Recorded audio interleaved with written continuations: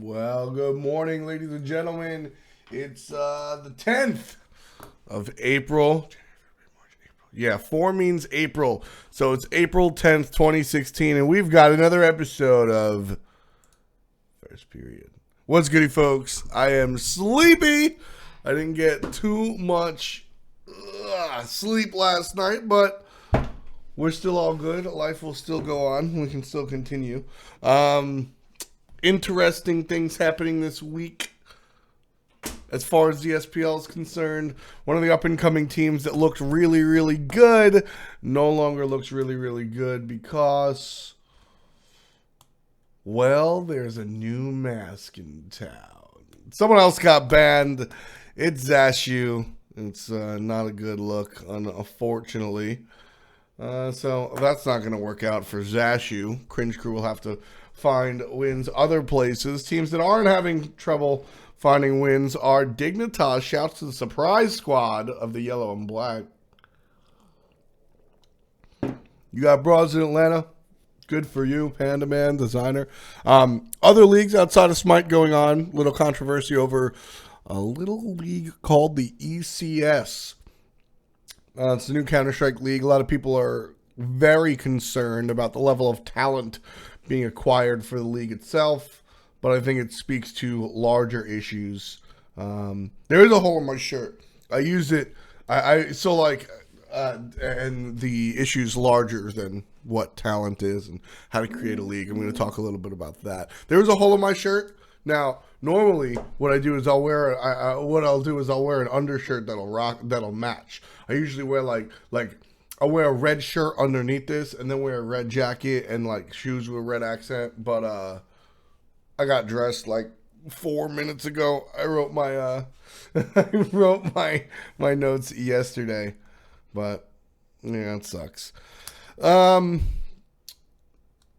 Xbox is coming to a close, so that's always interesting. Get to see where the where all the talent lands. Europe is a little thinner than North America, but I think that there's a smaller amount of what's it called? Of teams actually competing. Yeah. Hades has been played.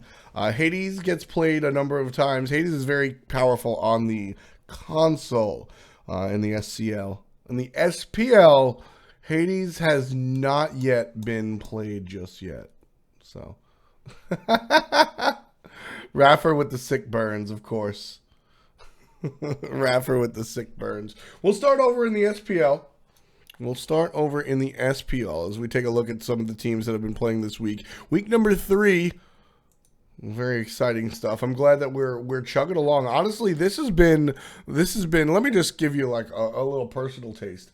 If you guys follow me on Twitter, which you goddamn better, then you know how just much I have been really loving it. Right now, I'm wearing my Orient Ray.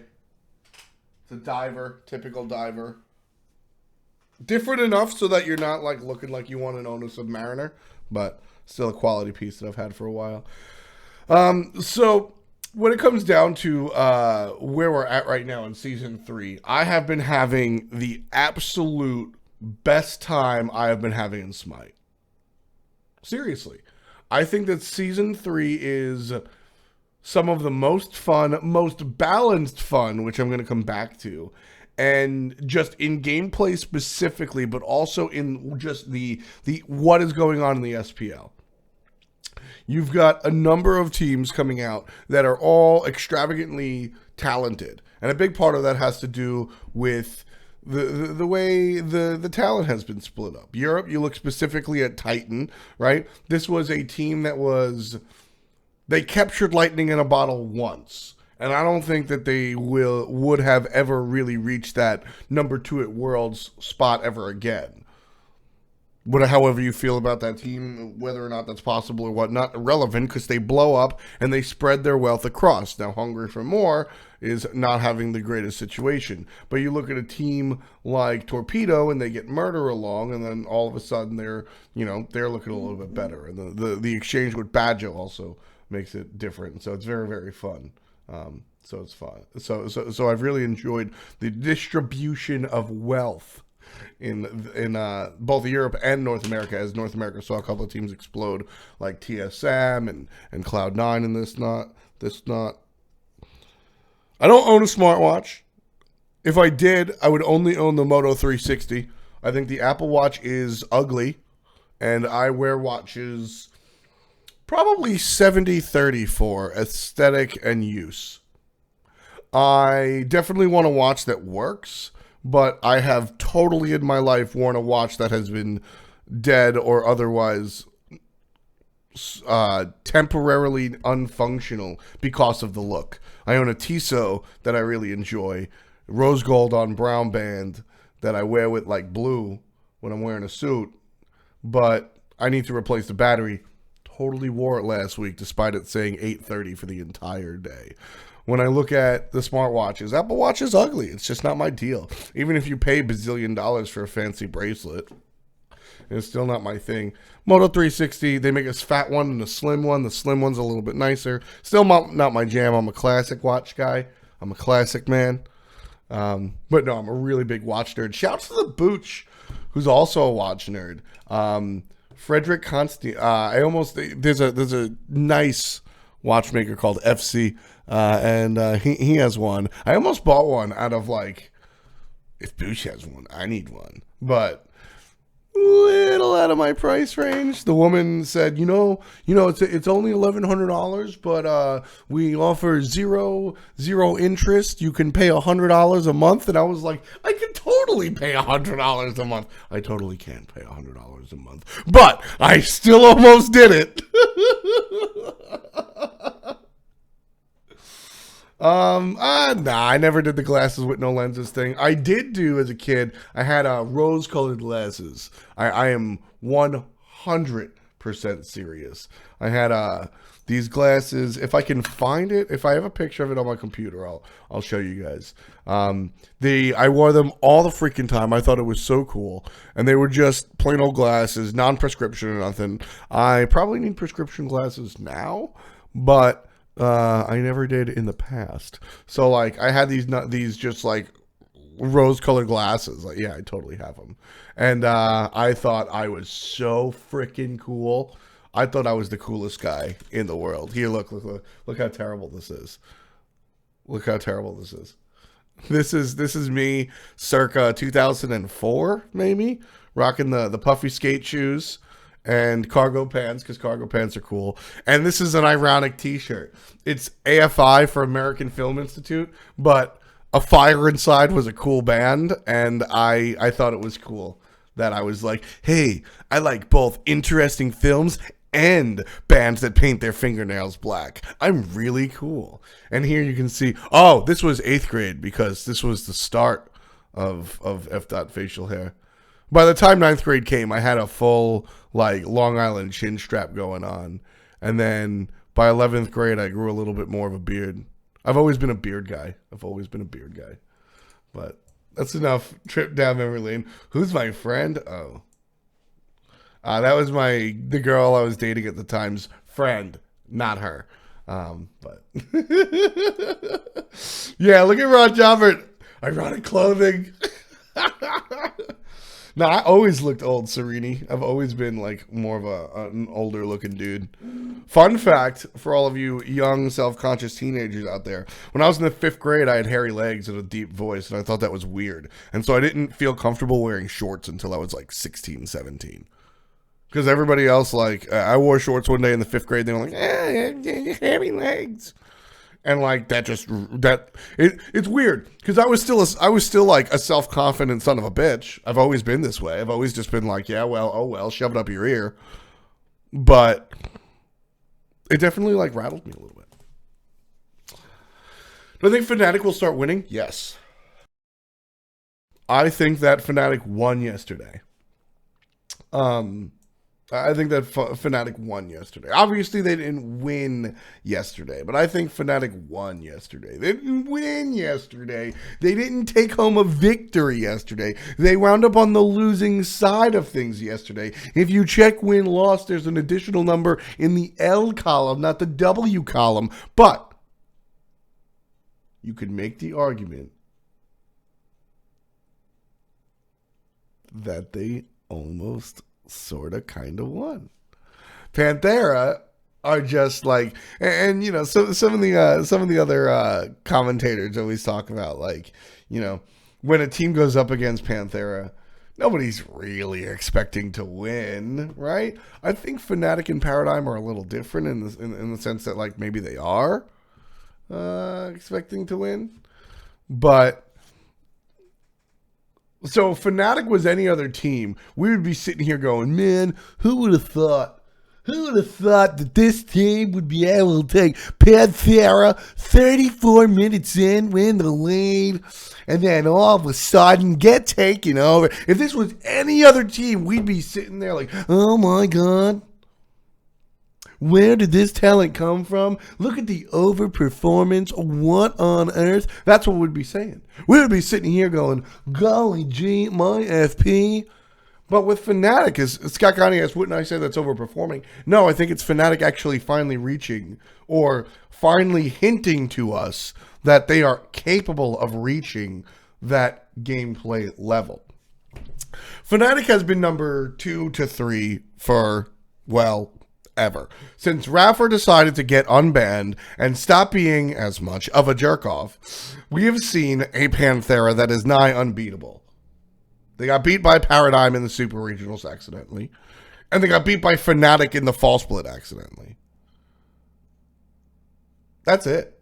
Panthera are like the bee's knees, the cat's pajamas, the Cradle's cat. All right, I made that last one up. But my point is that Panthera is absolutely out of control. And Fnatic historically have been that number 2 and 3 team, but they have made swaps. So at the moment, they certainly don't look like it. With the exchange of Badger and their jungler Captain Twig, Fnatic have taken one step backwards to take many steps forward, ideally. The idea is we're going to make roster changes to make our team better. But in the interim, ask any team, any player, whether you're super world champion of the damn game itself like Scott Gandhi, or you're a guy that has won a handful of games in a Pro League scenario like Wolfie, everybody understands that roster changes sometimes are necessary to further the team, whether it's for complacency or whatever the reason may be. Roster changes are sometimes necessary, but you will almost always take a step back. You will almost always be in a position where what you make changes for to increase the likelihood of your winning situation, you will always suffer a step back.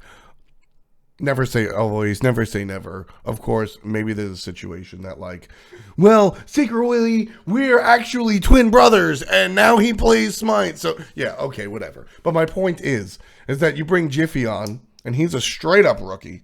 So not only do you have to worry about the interactivity between the 2 players or the 5 players on your roster just being good enough, understanding each other, and understanding calls, but you also have to worry about the individual talent level of that player, or, more importantly, the adjustment of that individual player coming up to a big stage like the SPL.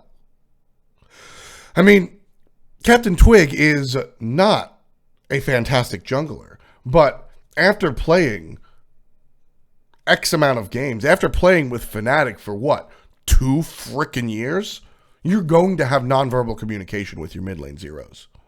You're going to understand that. After playing, I mean, think about it, 28 games a split, right? 28, you're looking at over 100 games of just SPL level alone. Scrims, what do you say? Like 3 to 5 scrims a scrim night? You're scrimming a couple of nights a week? Like, you're playing thousands of games over the past 2 years. When Captain Twig goes to a certain point on the map, it doesn't matter if he's good, bad, yellow, black, green, or a freaking banana. Zeros is going to, at some point, internalize what Captain Twig is doing. At some point, everybody's going to understand what Badger's thinking about doing. So, you lose that immediately once you bring on new players. Once you bring on new players like Big Man Tings and Jiffy, all of a sudden you're sitting there like, well, you know, all of that stuff that I took for granted. When I see Captain Twig standing by the elementals, I know he's looking for a hog invade. Is that the case with Jiffy? Maybe Jiffy wants to gank right lane. Maybe Jiffy wants to gank middle lane. Maybe Jiffy wants to just farm these elementals. Maybe Jiffy wants to bait a fight over there. Will he communicate that? That's a different story. And those nonverbal communications, those ideas that aren't necessarily brought up vocally, will be brought up internally after a while. Game 1, Game 2, Game 3, Game 4? Absolutely not. That's not how that works. It's just like, you don't need math to understand that. That's not a point. So Fnatic take their early stumbles. They take their early stumbles, and they're unable to really find a win anywhere. They play against Dig, they play against Paradigm, they play against Cringe Crew, and they wind up going 2-6, right? And those 2 wins, we see the potential of Fnatic. We saw what it looks like when Fnatic goes ahead and actually wins the match. It's a much different scenario. I mean, just take a look at, here's one of the games they won. Their opponent went 0-2-1, 0-5-1, 1-0-0, 0-3-0, 1-5. There was 2 kills on the side of Cringe Crew. Meanwhile, you take a look at what Fnatic was doing. 9-0-4 for the mid lane, 2-0-8 for the Hunter, 2-1-9 for the solo, 2-1-10 for the jungle, 0-0-11 for the support. That's what Fnatic does. That's the team on Fnatic. That's what everybody knows. Not these situations where you see the team struggle and wind up getting absolutely farmed. You look at the earlier matches that weren't against Cringe Crew, and you look at like what Paradigm did, right? Paradigm shut out Fnatic earlier on. And this is Paradigm, the same roster that's been playing since the invention of Smite. And then against a team with the problems that I mentioned. 0-4, 0-2, 0-3, 0-2, 0-1. That's to be not expected, but that sort of slip in performance is what we sort of expect. I mean, that's what's necessary. Then the team comes into the unstoppable force that is Panthera. And well, now you're on a different story, right? Now this team, if you're going to step it up, you're going to step it up. And when you looked at what Fnatic was able to do Panthera before throwing the game, it's very impressive. Throws are underperforming. Extravagant wins from team fight scenarios, from quick team fights like that, despite being down, or surprise okie doke invades, whether it's backdoor or just no one knows Odin is here, Tom Clancy. Those are outliers. I don't diminish the value of wins like that, like some other people do. But those are certainly outliers. Those are not how the world really... That's not a proper identification of the talent level of that squad.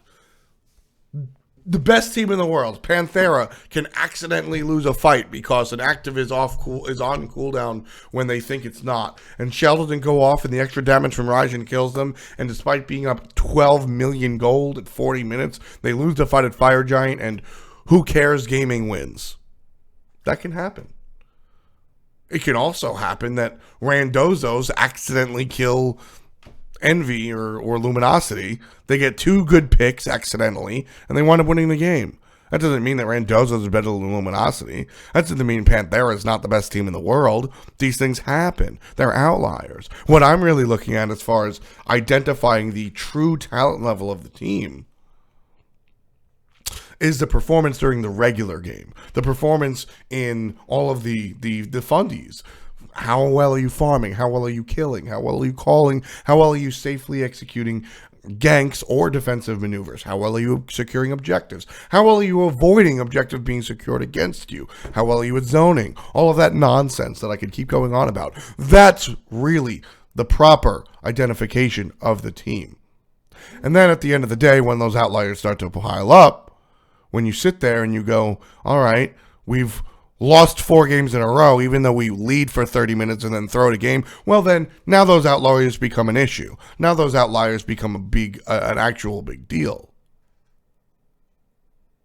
But up until that point, they're just A missed opportunity there, a missed opportunity here.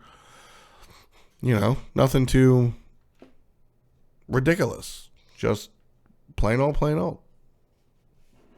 So when it comes down to the Fnatic versus Panthera match, yes, Panthera won twice in a row. Panthera has proven to be the better team. But the fact that Fnatic was able to go toe-to-toe with Panthera for at least a game, and even win the game, or win the game of the game. I'm getting deep here. Fnatic won the spirit of the game, and Panthera won the letter of the game in the game number 2. Which is really what I'm getting at. The spirit of the game is all of the fundies that I was talking about. All of the small little things that make a team good. Objective secure. Objective denial. Zonation. Individual lane dominance. Blah, blah, blah. Fnatic won that. And then Panthera was just the better team in a couple of different team fights and was able to win the game because of that. But Fnatic definitely put up their jam. And Fnatic has proven that next time we see them play, which is next week when they have a double header, 2 games in one day, they'll be taking on Torpedo and Hungry for More. They are going to slaughter these 2 teams. If Fnatic wind up with anything less than a 4-0 against Torpedo and Hungry for More, I'm disappointed. I wouldn't have been if they didn't perform as well as they did against Panthera this week. But with their performance, I think that's just sort of what you got to expect from them now. They are past that initial hump. Are they at their peak? Are they going to succeed all the time now? Not necessarily. But that initial speed bump that they were trying to get over, they're over it. And that they're ready to continue. And they have some things to work on, but they will continue. They will definitely continue on, for sure. Taking a look though at the week as a whole, somebody asked me specifically about Fnatic, and I got pretty caught up onto that one. Taking a look at the week as a whole, we started off with ALG versus Enemy. Enemy winds up taking this set. This one was probably not as close as many people expected. Match statistics, of course, not available. But when you watched Allegiance versus Enemy, one thing really stuck out. Was that, you know what? Fuck you guys. I will be right back. And we're going to be talking about the SPL and the week in general. Feel free to think up some questions, and I will help you out in just a moment.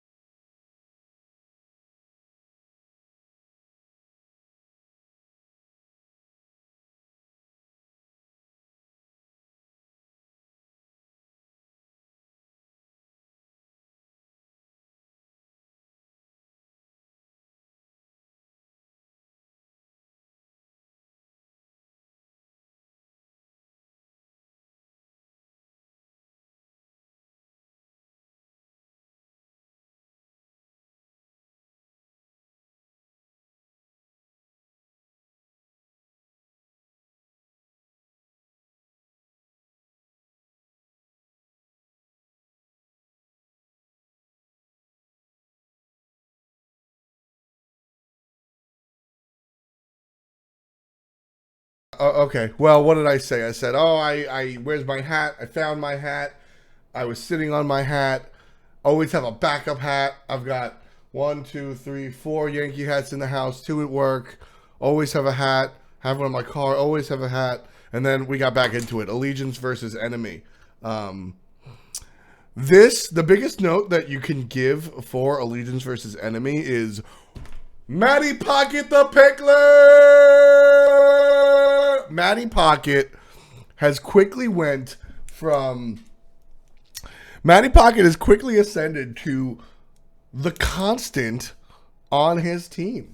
Now, part of that might have to do with the fact that he's in the solo lane. Sideways stripes don't make you look thinner, actually. Horizontal actually make you look wider. You want straight stripes that go up and down. I'm just proud of my thickness. Well, I'm working on it, but still. Matty Pocket has quickly ascended to a level where when he came into the league, when he came into the situation, when he stepped up, and not in the SPL necessarily, but also in the relegation phases, I was sitting here like, damn, son, Matty Pocket's going to be the issue. Matty Pocket's going to be the problem. Where's Matty Pocket at? Where's that solo lane talent? All he can play is Guan. Where's everything else? Does he have a Vamana? This, that, and third, blah, blah, blah, blah, blah. And I think all of those questions were valid. I think all of those questions were definitely valid, considering that, one, he hasn't played on a professional level in a while, and two, when he did play on a professional level, like 2 years ago, it was in the support role. He wasn't even playing solo. And the character pool of solo and support are at some points similar. Warriors obviously sometimes have bleed over, and sometimes you see solo Sobex and things like that. But realistically, more often, in actuality, the core of those are completely different. The core of what happens is completely different. The mindset of a solo and support are completely different. And so when Matty stepped into this situation of, I'm going to be the man, I'm going to be the solo guy for LG, for Allegiance, I had a lot of questions, and so did everybody else. And there was a lot of ways for somebody to react that way. And I absolutely love how Matty reacted. I think that when you look at how players react to criticism, it's always very interesting. And you know, I've been up here blasting people that don't know how to deal with criticism since I started talking onto a microphone. But Matty Pocket definitely knows how to do it. Definitely knows what he's doing. Definitely knows how to deal with it. He just sort of said, okay. He just sort of said, fine. And put his head down and grinded. He went go for it. It's awesome. And that's a big part of what has made Allegiance very, very powerful. His general attitude of just, I'm going to grind, I'm going to do it, I can do it, I'm the man. And then doing it, becoming it, and being the man has really led him into a great, prosperous season so far. Every single time that we watch Matty Pocket play, he has visibly improved. In the relegation phase, he only really had a Guan Yu. People banned it, and he got smoked. After that, well, he expanded his God pool. That was an issue. After that, he expanded his positioning because that was an issue. After that, he expanded his itemization and became a little bit tankier. And then after that, now we're seeing Matty Pocket carry games.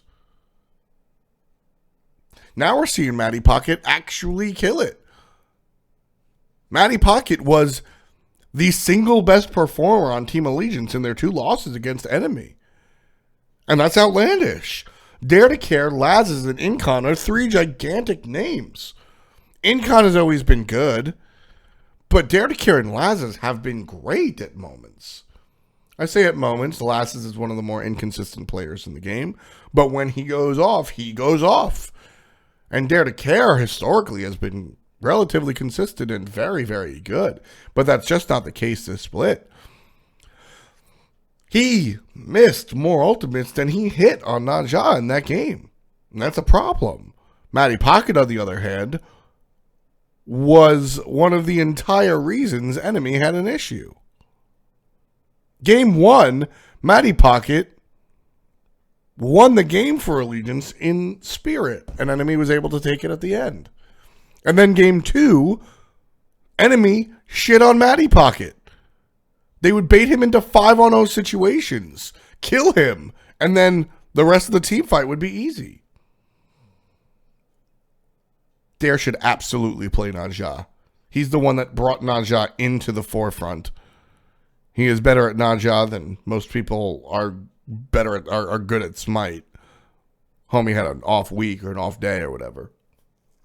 But my point remains that Matty Pocket was a huge part of what was able to happen there for Allegiance. They didn't wind up with any wins, but Matty Pocket certainly put them in a position to. Dare might have evolved into Ao Kwang. Dare's a little girl. Nah, Dare doesn't play too much solo. Dare might have evolved into Ao Kwang, but Dare was originally the Naja. Associated Naja more with Andy and Jiffy. That's a very new way of thinking about it. Nobody played Dare. Nobody played Naja until Dare to Care played Naja. Then everybody played Naja. Quite literally, Dare to Care brought the character into the game. It was an exhibition tournament in the middle of last season. Cognitive Invitational taking place at AFK Gaming Lounge out in San Jose, California. It was a great time. I hung out with Bart. Bart mentioned hot dogs. I've never been able to outlive that statement. Let me say that again. It was a great time. I hung out with Bart. Bart mentioned hot dogs. I've never been able to outlive this statement. But Dare to Care pulled out the Naja. And Dare to Care was a big part of those wins, and they overperformed, and it was fantastic, and a lot of it was Dare to Care's Naja. They brought it to the SPL. It was still damn good. Started getting banned. Then other people started playing Naja, and now we're at the point where, as I always say, Naja is an example of a character that has risen to the forefront of the meta picks, not necessarily because of the character, but more because of the players. Naja is not the toppest of tiers, but up there. He's very, very good. Not like, bleh, but he's here, not bleh. He's very good, but he's not bleh. He's not overpowered. Like, bleh. He's just very good, you know?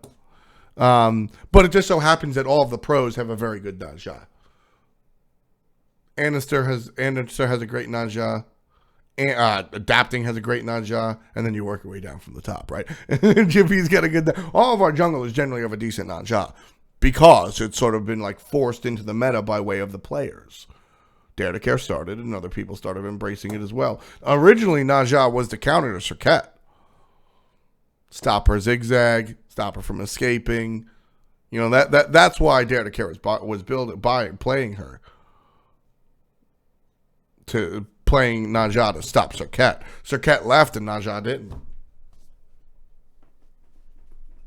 That's all Dare.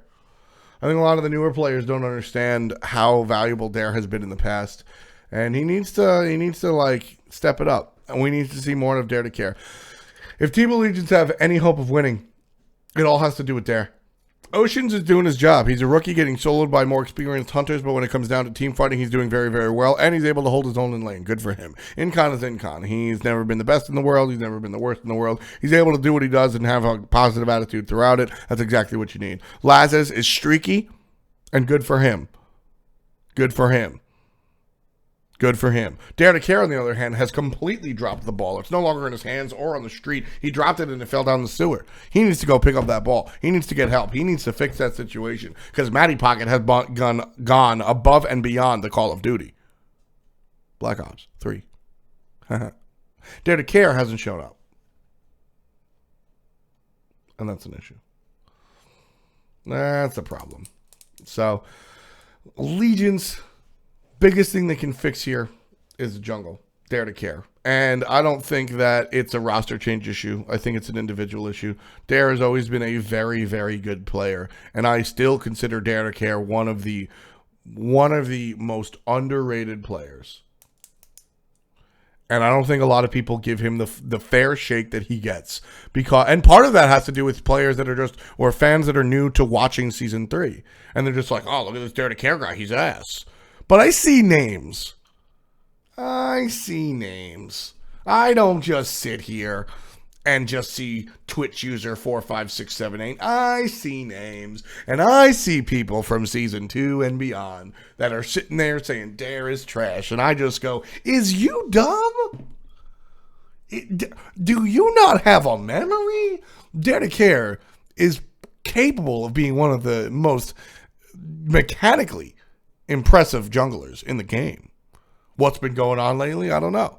We've been giving DJ Pernicus the benefit of the doubt, saying he's studying to be a doctor. What's Dare to Care doing? I don't know. Does he need an excuse? Absolutely not. Dare's not the guy to lean on an excuse anyway. Maybe I don't know him as well as I think I do, but Dare to Care is more the guy to go, yeah, I've been sucking it up. I've been messing it up.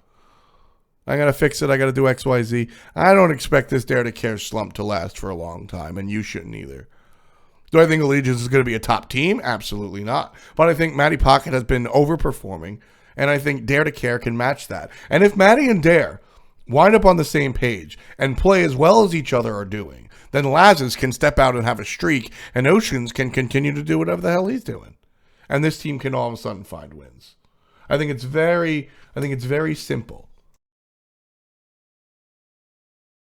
As far as people getting into it with Dare to Care, I mean, sure. Damn, Mugsley. And yeah, you know what? I'm going to go with Dare. Ex-military doing nothing? This is a career path. This is a situation for this is what you do. I don't know, man. This is an opportunity you don't squander. It's insane. I would that is offensive to say. I would not say that the slightest. I will say that I want to see, you know, and I'm not focusing on Dare here, focusing on all players, everyone that doesn't stream. And it's interesting to start at Legions, which is, you know, probably the team with the most hours streamed. But where are the streamers? Come on, man. Come on, man. I'll tell you about my man's El Chapo. What's my opinion on Hunters in Jungle? Don't do it. Good morning, Kirsch. So when it comes down to streamers, there's a man named El Chapo out there. There's a man named El Chapo. Not the actual El Chapo. I'm talking about El Chapo. El Chapo. El Chapo was once a PC player. He was very good, but not good enough. He was master's level, if I'm not mistaken. Never found his way onto a team that actually succeeded. El Chapo. So, when it comes down to it, he switched over to the console scene. He's on the SCL. He is on Everyday Carry, which you might recognize as Weekend's team. Two huge things happened with El Chapo that I absolutely love. And yeah, sure, Oceans is working two different jobs. That's like totally fair. I'm not. What I'm saying is that in general, there's a very small amount of players that stream. El Chapo has been partnered for 2 months and has 200 something subs. Why? Is it because of his extravagant good looks, his 5'5" muscular frame, his ability to vape real hard into the stream camera, his obnoxious techno that's always playing? Homie streams every night for hours on hours. He plays his game. He doesn't do any gimmicks about donate me money here and I'll do this, that, and the third. Homie's buying, it's the most stereotypical car. He's buying the Infinity G30 whatever. Of course he is. He's El Chapo, the big bicep techno dancer. But my point is, he's been able to take his small Xbox career that people actually just make fun of and turn it into something that he can do on a day-to-day basis. That's his daily income. I mean, when you get a couple of hundred subs, all of a sudden you're making the same, you know, I'm trying to think. When I worked at GameStop, I was making like $2,000 a month working while in high school. Right? The idea of making that, like, you can do that on Twitch. And you're given a really big platform. Now, if you're working 2 different jobs like Oceans, or if you're studying for something very, very difficult like DJ Pernicus, even though DJ still streams, holy shit, leave me alone. You obviously have your situation a little different, and, you know, can you actually go for it? Well, now that's a bigger conversation, sure. But I don't know. I think there's a lot of people out there that have an opportunity to make something very, very large for themselves and just opt not to. That's a little rough. I did not see Kivo Fred use Naja Sash on minions. 700 subs is doable. 700 subs is doable. Like I said, Chapo has 200 in a very small amount of time. You keep up that grind, all of a sudden, you wind up like, probably more like 1K. Yeah, did I say, yeah, I was making like a grand. Probably like 500 every paycheck, right? Working part-time, going to high school. Probably like 500 every paycheck. That sounds about right. 2K was, yeah. 2K was more of a verbal typo. 1K, yeah. I made about 500 every paycheck. Alphabetizing from A to Z, the wall of PS2 games nobody wants to buy. Does Alpha Protocol come before A Dragon's Tale? And is Aragon before ECW versus NWA 17? Like...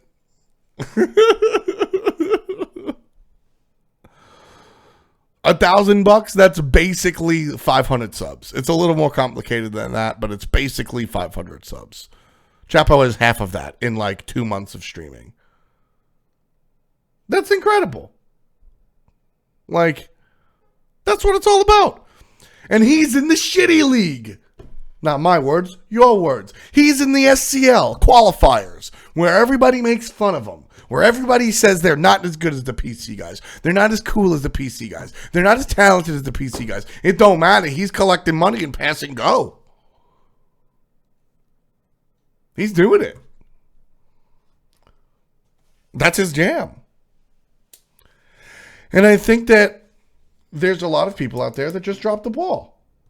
It's rough. It's just, I don't know. There are players that have, and sure, Skeleton is brand new, this, that, and third. Panda Cat's brand new. I'm not really looking at the enemy guys or anything, but I don't know. A lot of these guys, Omega literally tweets out. Omega will literally say, come watch my stream and give me money while I play video games with a camera so I can buy a couch. There's no marketing nonsense. There's no fancy college intelligence going on there. Omega's a Navy boy that tells you straight up what he's doing. He's like, yo, I'm going to go play solo lane. I'm going to go talk about these SPL games. And he's got hundreds of subs. You get a sphere of influence when you're a pro player. You get a sphere of influence when you're a pro player. And a lot of these dudes, I mean, you look at a guy like Allied, where he plays, he retires, and he's able to keep doing what he does. What's going to happen when, I don't know, pick any European player, right? What's going to happen when Kiro stops playing in the SPL? He going to get a real job. He going to work a regular old job. And he'll have fantastic stories to tell about his past, about the lands he went to, about the teams that he beat, about the money he won for being a professional video gamer. But when he's 35, he won't be doing it because he creates no footprint for himself. Like, that's just the truth. There's nothing happening. Whereas you look at Allied's going to be playing virtual reality horror games in his diapers when he's 87 because he's created a footprint for himself. He created an arena that people will watch him for himself. Adapting has one of the worst good streams in the world. Adapting has one of the worst good streams in the world. And this is a big point. Because you can look at Allied and just go, man, Allied is hilarious. Allied's the guy. I don't have that type of personality. I can't do that. Sure, maybe you're not the world's best entertainer. Maybe you're not the world's greatest comedian. Adapting has no camera. Adapting rarely talks. adapting, just plays Smite. And he gets hundreds of viewers. Like, hundreds of viewers. It's insane. So, Frostbeard brings up a good point. How many years till Omega has to get a regular job? 5 or 6. This shit is not reliable. 100%. But it's less about the income you make and more about the intangible stock you put into yourself and build from the income you make. It's less about, okay, because I stream to 500 people a day, I can get 200 subs and I'm going to make, 200, 2.5, right? I can make $500 a month. Look at me go. It's so much less about that and more about 200 people sub to me. That's pretty sweet. That means my footprint is bigger. I can expand my brand. That $500 might expand into 1,000, 2,000, 3,000, 20,000, sure, or it might not. But you sit there and you get hundreds of viewers for breaking down SPL games. Now all of a sudden, you're a valuable asset as an analyst.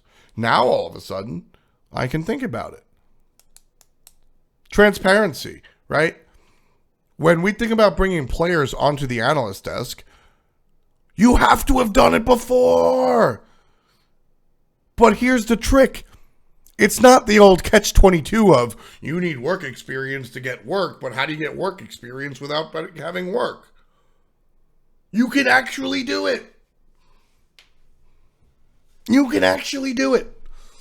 Anatoly didn't come onto the analyst desk because he was a strapping young lad from Brooklyn. Shouts to the metal guys, strapping young lad. Anatoly came onto the analyst desk because we've seen him do it. He's talented at doing it. He's done it. Like, Toly is an analyst. He's put out YouTube videos of him breaking down esports. He's spoken on camera. He's done it. And where has he done it? Twitch.tv/IG Anna freaking Toly. He didn't get a job. He didn't do it someplace else. He did it here. Zapman, another prime example. We know what he does. He streams. People always say, NA bias this, NA bias that. How come you don't invite any of these EU dudes? What would Badger be like on an analyst desk? I can't even say he would be bad because I've seen him stream maybe once in 3 years. That's my point. It's so much less. It's so much less about the tangible money you make from streaming and so much more about the other things you can do because of streaming. Brandon is an example of a big high-end streamer. He's got a bazillion viewers, a bazillion subs, and he is wildly successful. Because of that, doors have opened. He doesn't take the money he gets from subs and donations and buy a Crunchyroll sponsorship or buy an invite into St. Jude's charity, right? These organizations approach him because not of the money he's earned, but because of the attention he's garnered from doing well enough to earn that money. That's what it's all about. Omega keeps on doing what he's doing. All of a sudden, now he's got a resume of not just a pro player, but now he's also an analyst. Now he's also this. Now he's also that. And that doesn't, maybe it works for Smite, but he's also an ex-Halo pro. He played Halo at a competitive level. Gandhi got to shit on him a bunch of times. Then he switches to Smite, plays Smite. Guess what? 5, 6, 7 years down the line, Omega's not playing Smite anymore. Halo's the big game. Guess who can be a desk host or an analyst guy or an anchor guy?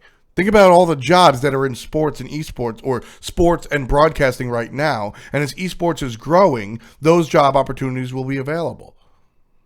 In sports, there are dudes that don't do any analysis. They just host a desk. Then there are dudes that do analysis. There are dudes that answer questions, that ask the questions. Sideline reporters, press box reporters, written reporters, verbal reporters, investigative reporters, beat reporters, and global reporters, international and national reporters, sports-specific reporters. Then you're getting out of broadcasting, you're looking into the front office. You've got president of basketball operations called CGOs in gaming. You have all these positions that have not yet been created, but will by the time that these pros exit the pro scene. Nobody's going to hire Cherio.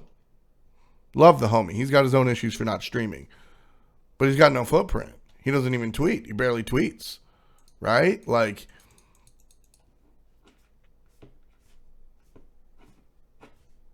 that's a thing.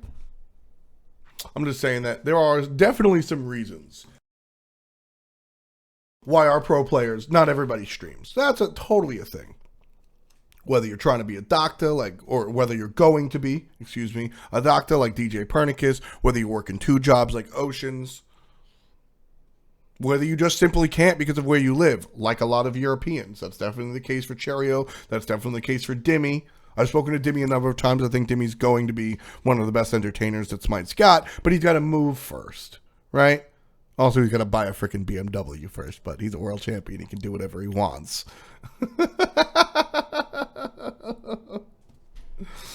And if you want any proof, look at your boy Scott Gandhi.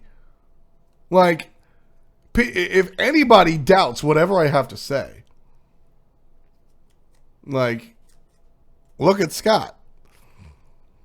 Scott was this wiener nosed Halo player, barking at his opponents, killing it in Halo. Before streaming was really a thing.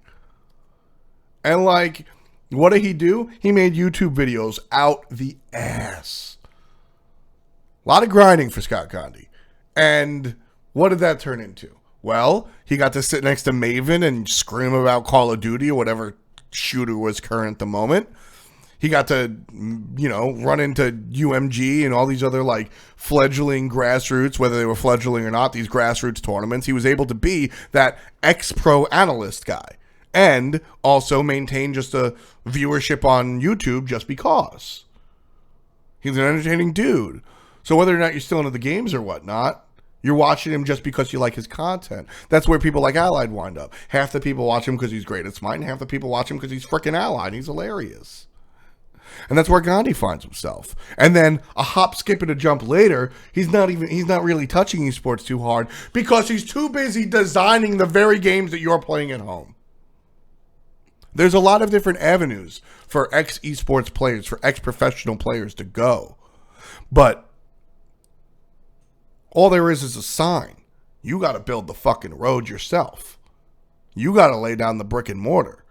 And if you're not going to do that, somebody else is. And that's what Chapo's doing. There's a distinct lack of streamers on the side of Pro Smite. Chapo recognized it. And the people want what the people want. The people want high-end Smite streamers that are fun to watch. And everybody will complain about the SCL and Smite game chat or high-res TV chat. But I see those same names in Chapo's viewer list. I see those same names that sit there going Smite Dropout League, spamming Chapo Vape. I see them. So like I said, unfortunately, shouts to the dudes that can't stream. I get it. But for the ones that do, that's awesome.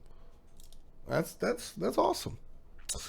And I think there's a lot of opportunity out there for the players to go ahead and do that. Coming full circle back to the game itself, though.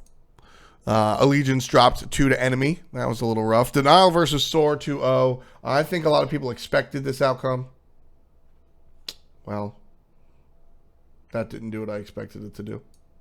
I think a lot of people expected this outcome of Denial versus Soar. 2-0. Soar looks really strong. LG versus Eager, I had this as a split. And I think that Eager did very, very well in those games. And you want to talk about losing the game in spirit or whatnot. I think that Eager was able to win.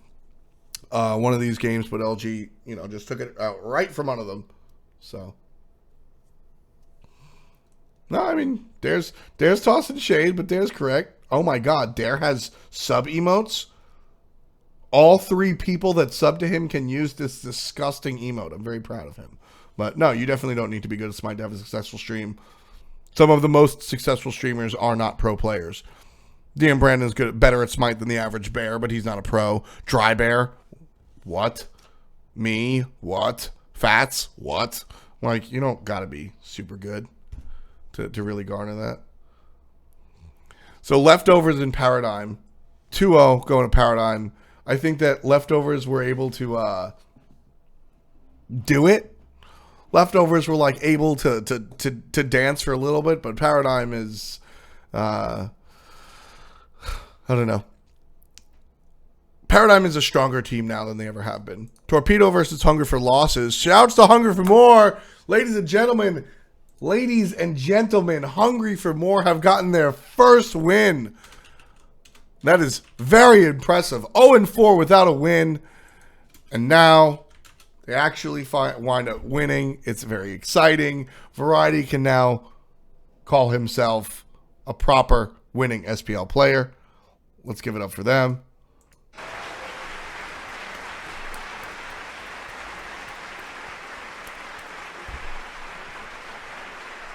All right. I would go ahead and ask the individual members of Hunger for More how they feel about the win, but I'd only get 4 out of 5. Oh well. They looked better than they have in the past. I guess against a unfortunately lower end team. I guess. I mean, I just like Hungry for More. They have issues, man. This is not a great team. They are clearly going to struggle during the season. I don't know. I think it's a really rough spot for Hungry for More to be in. And they've got their one win. Next week, their opposition is a little bit more difficult. They've got Panthera.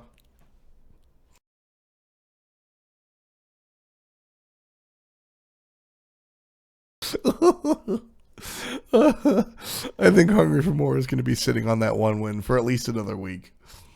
We'll see how that works out. Hungry for More and Torpedo. Now that Cringe Crew lost Zashu, they've got another team to compete with the bottom, and I think that's more realistic.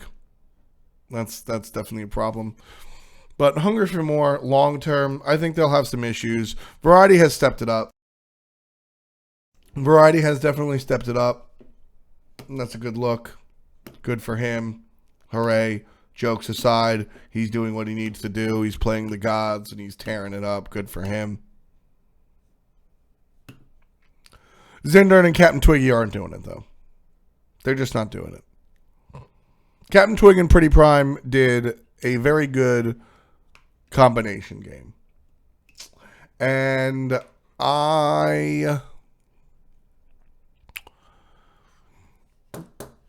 casters have things that they do for practice, and they're not necessarily sitting there staring at stats or reciting things or whatnot. A lot of times, I will have a conversation about Hindu Man with Hindu Man just because I like the game of Smite. We just like the game of Smite. That's definitely a thing. We will totally sit around the office and just blah blah blah blah blah about Smite. That's what we do. That's why we get paid to do what we do, because we do it naturally, and that's what we want to do. In the end of our day, we're in our own element.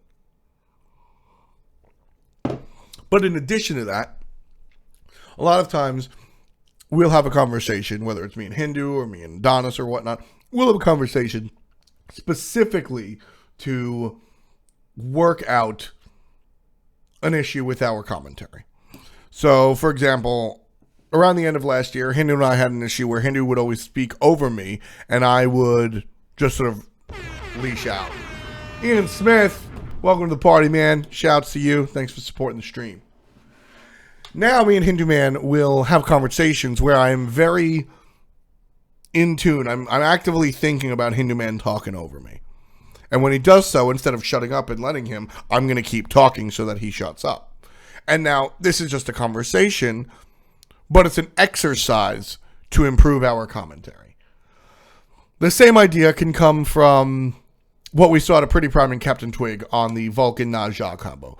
Captain Twig would go up and come down, and Vulcan would shoot him with the ultimate, and then it would result in a death. Hooray, beer. Hungry for More needs more of that, whether it's in scrims or on the big stage. I don't really care. Need to play the game of Smite specifically around mid-jungle synergy. Specifically around mid-jungle synergy. So, Captain Twig combining with Pretty Prime off of a clear CC to a clear burst. I like that. I want more of that. I want the Thanatos Ra combo. I want the Thor Kraken combo. That's what I want. Because the more the team can work on that, that's one of the issues, is the jungle. The more the team can work on that specific area, the more the team can become a better team. I think that Variety has surprisingly stepped it up and has been overperforming for his squad. And unlike last year, he's the only one doing it.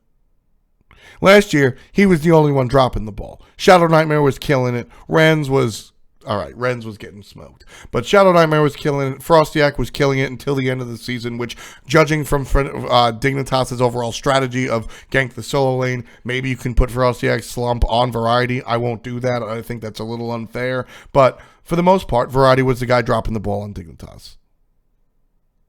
Now, he's the one carrying the ball for Hunger for More. He's doing work. Captain Twig and Pretty Prime had a great one game there. Pretty Prime has been performing, but Captain Twig, Zinder, and Raxia have had some stumbles. Variety's the one doing it.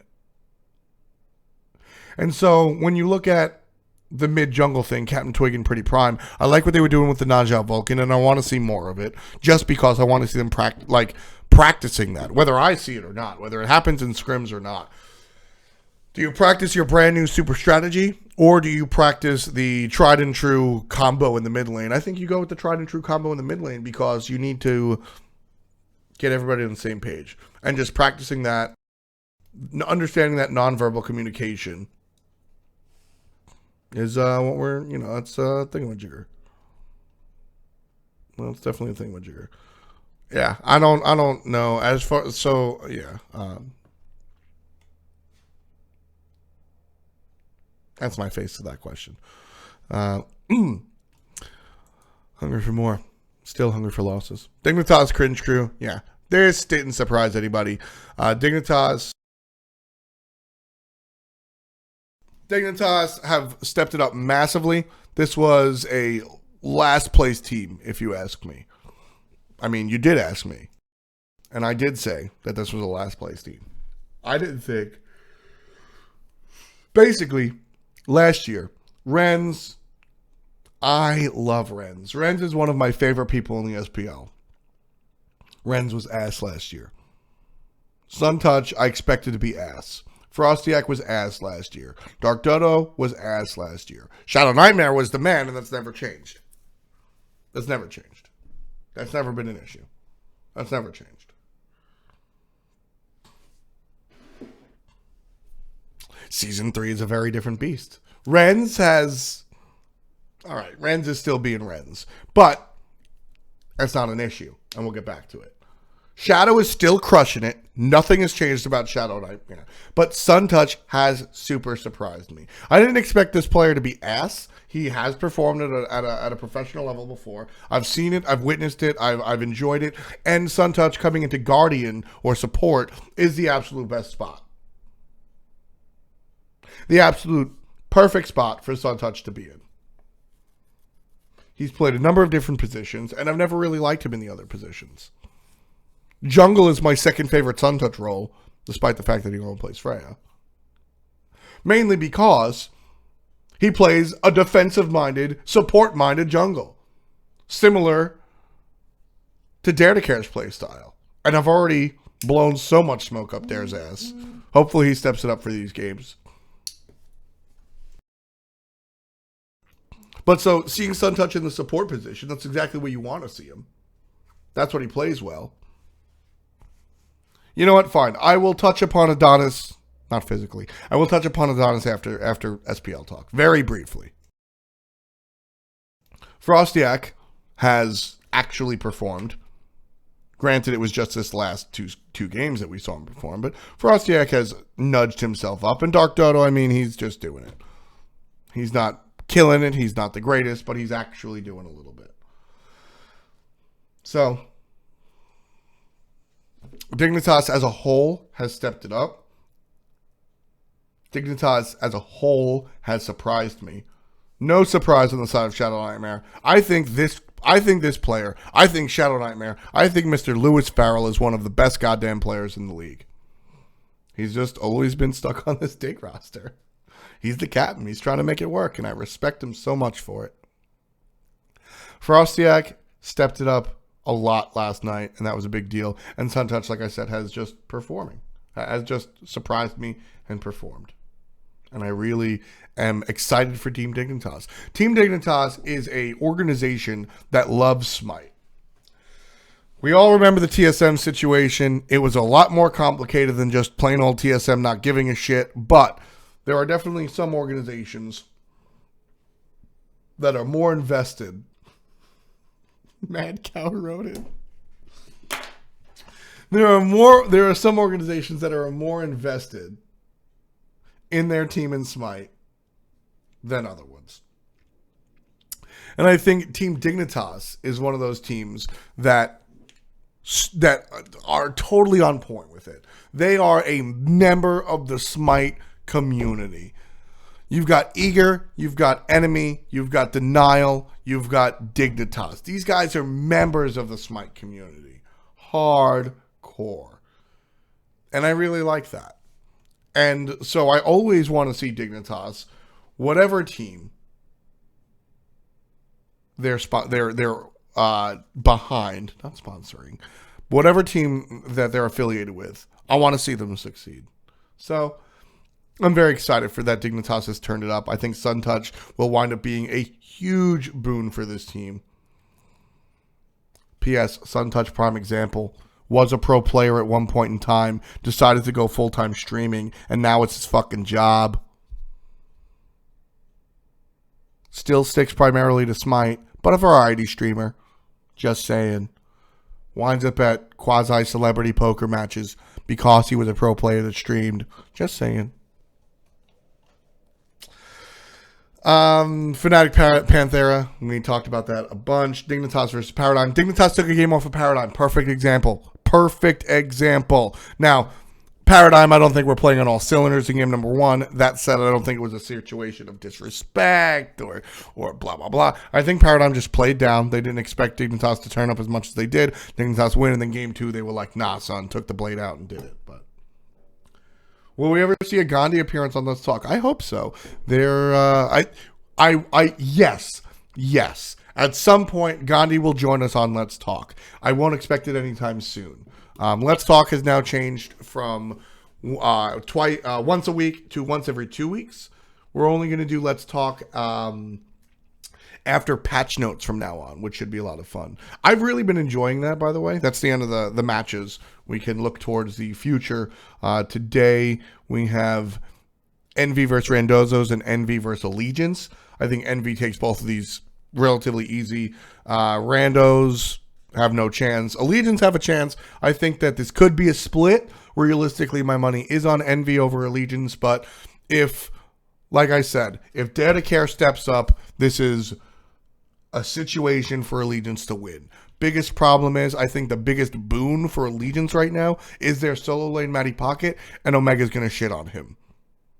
Omega's going to make a point to shit on him. That's the player that Omega is. And he's going to utilize his position against Matty Pocket intentionally to put him down. That's what it's going to happen, and that's so I expect that to go that way. But so Let's Talk. Let's Talk is the one. No. Let's Talk is the one with David.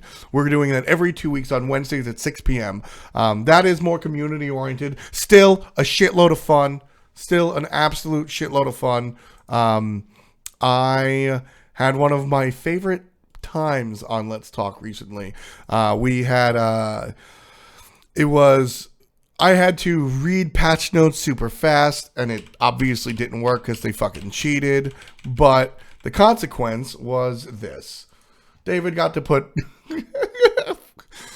clothespins all over my face. If you look close enough, you can actually see the you can't actually see it, but if you look close enough, you can see my eyes watering here. This shit hurt, man. I'm not a piercing dude. I have my 2 earlobes pierced. They're probably not pierced anymore. And then I got this what's it called? I got this industrial bar. Now this one hurt like a bitch. Other than that, I don't have no piercings. I'm no mall goth. I'm no BME guy.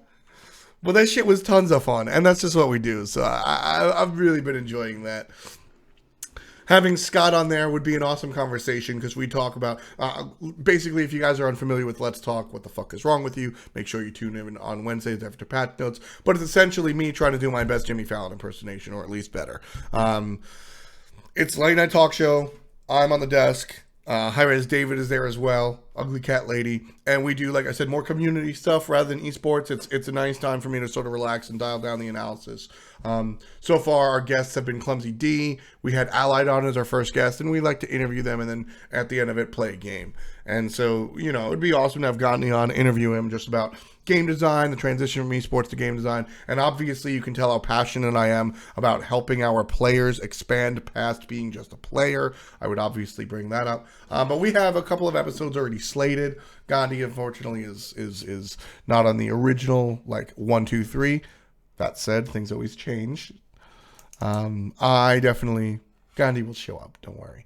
Gandhi is going to show up to Really, though, this week. Really has made a return. We sort of surprised everybody with it. We didn't exactly show or advertise that Cret and I were going to be coming back with Really. But we did. Still twitch.tv/fswag. It's 8 p.m. on Tuesdays. Sorry, Europeans. With that said, a couple of you, I saw you Europeans in my chat for Really this week. Don't think I missed you guys. Thank you so much. I appreciate y'all staying up till 1, 2, 3 a.m. That's dope. It's awesome. I respect it. 8 p.m. You have to be that late because Cret works an actual he works like a 9 to 5er, or realistically at Hi-Res when you work game design, you're a 9 to 9er, but that's besides the point. He works an actual schedule, so coming home a little bit early isn't really in the cards for him. I have studio hours, so it's a little bit different. Who's on the writing staff for Let's Talk? Myself, and we powwow with David. And Brad executes everything. Yeah, I'll give you the address. I have it right here. I'll just give it to you on the... I'm just kidding. I'll hook you up with the info for Kretz. It's about 10 minutes away. Not even.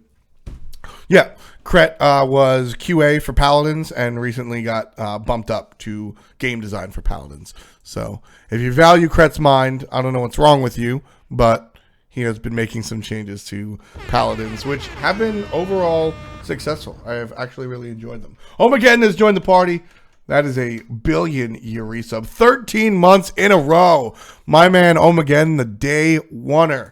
I appreciate it, bro. Put some guns in the chat. Raise up. For real, Omegaden's been here since I've been streaming to like 13 folks before I got partnered, man. Much love to the homie. Really, Tuesday, 8 p.m. Scott Gandhi's going to come through. We'll talk, obviously, SPL, but we've also been talking other esports. So here, I tend to do, like 90% Smite, 10% other esports. I generally just pepper in some headlines for you to have conversation fodder for your friends that like other esports. Over at Really, we're starting with the majority of Smite, and don't worry, that'll be to continue to be our thing.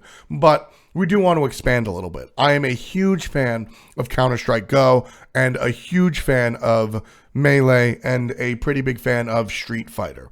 Cret, on the other hand, really likes League of Legends, really likes StarCraft and other really boring games. So we'll want to expand our conversations, especially on the outside of line things, which will be very exciting. So when it comes down to outside the lines, that's very much what we are interested in, and Really has not been uploaded to YouTube. It will likely be uploaded on Tuesday when we do our second episode. Just actual logistic issues. So Speaking of other headlines, I wanted to bring up the ECS before I get into Zashu real quick. Zashu's a short conversation, so let's do Zashu. Zashu got banned. That sucks. He got banned exactly a year after Mask got banned, which is kind of hilarious. Like literally April 7th was the date that Mask got banned. It's kind of hilarious. Zashu got banned for harassment. Apparently he's a big meanie when it comes to online gaming.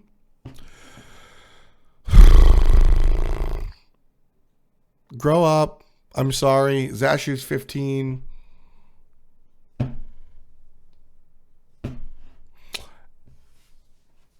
With the banning of Zashu, otherwise known as Steefy Beefy, Cringe Crew go from a team that could possibly make it to DreamHack to a team that probably has to fight their way out of relegation. It's super unfortunate. And that's the biggest life lesson that I can give you. Is that many people rely on you all the time. When you screw up, it's not always just you. It's not always just you. There are other people that are affected. Shaggy Shank has had a breakout season. He has performed better in the 6 games that he has played than he did all season 2. Emilzi's still doing it. Kiro, whatever. Repicas joined this team understanding that they were a team that was lower seeded, but had the propensity and the possibility and the potential to be a top tier team. Zashu took the dream away from all 4 of those people. And that's unfair. And for the people getting on Zashu's case, I think that's punishment alone. I think that's punishment alone. Zashu has come out and said, my bad, I'll change. And people sit there as if he's a 37-year-old banker going, if you only change because you got caught, you're dumb and you don't get it. Homie is 15. This is the time he makes mistakes. And that's the weirdness when it comes to having young players in a professional setting, this, that, or a third. My point is Zashu got smoked. Zashu got banned for a year. Realistically, he can, yes, and it's his 5th offense. We weren't just like, you called somebody retarded, you're banned for a year. He's been doing this for 5 separate times. And that's 5 separate bans. Each ban isn't triggered by a single incident, unless the incident is extremely ridiculous, like racial, homophobia, etc. Zashu says that he wants to turn it around. Hopefully he does. I really hope so. Ron Chalbert. Yeah, it's just like one of those things. I actually don't like the word retarded, please, Mad Cow. But like,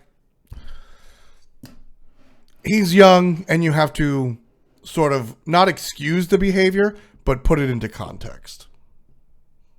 And so my context is Zashu is young. He has made an egregious mistake. His teammates will all suffer for it. And that's the biggest punishment you can give him. I'm sure he feels worse about taking DreamHack away from Shaggy Shank than anything you could spew at him. Any hate-mongering comment you could spew at him. He feels worse about making his teammates miss DreamHack. Talking about spewing bullshit on the internet. There is no age limit. Adonis time, as Scott Gotti has brought upon me. Now, Adonis recently has been going through some issues. Adonis is a good friend of mine, and I understand. Adonis is a very passionate and aware individual. Adonis knows what he wants, knows what he does, and is aware of everything that is stopping him from achieving his goals and his dreams. At one point, Adonis and I, and you know, I'll get a little personal. Adonis and I didn't always get along, and it was very fun to come over that hump.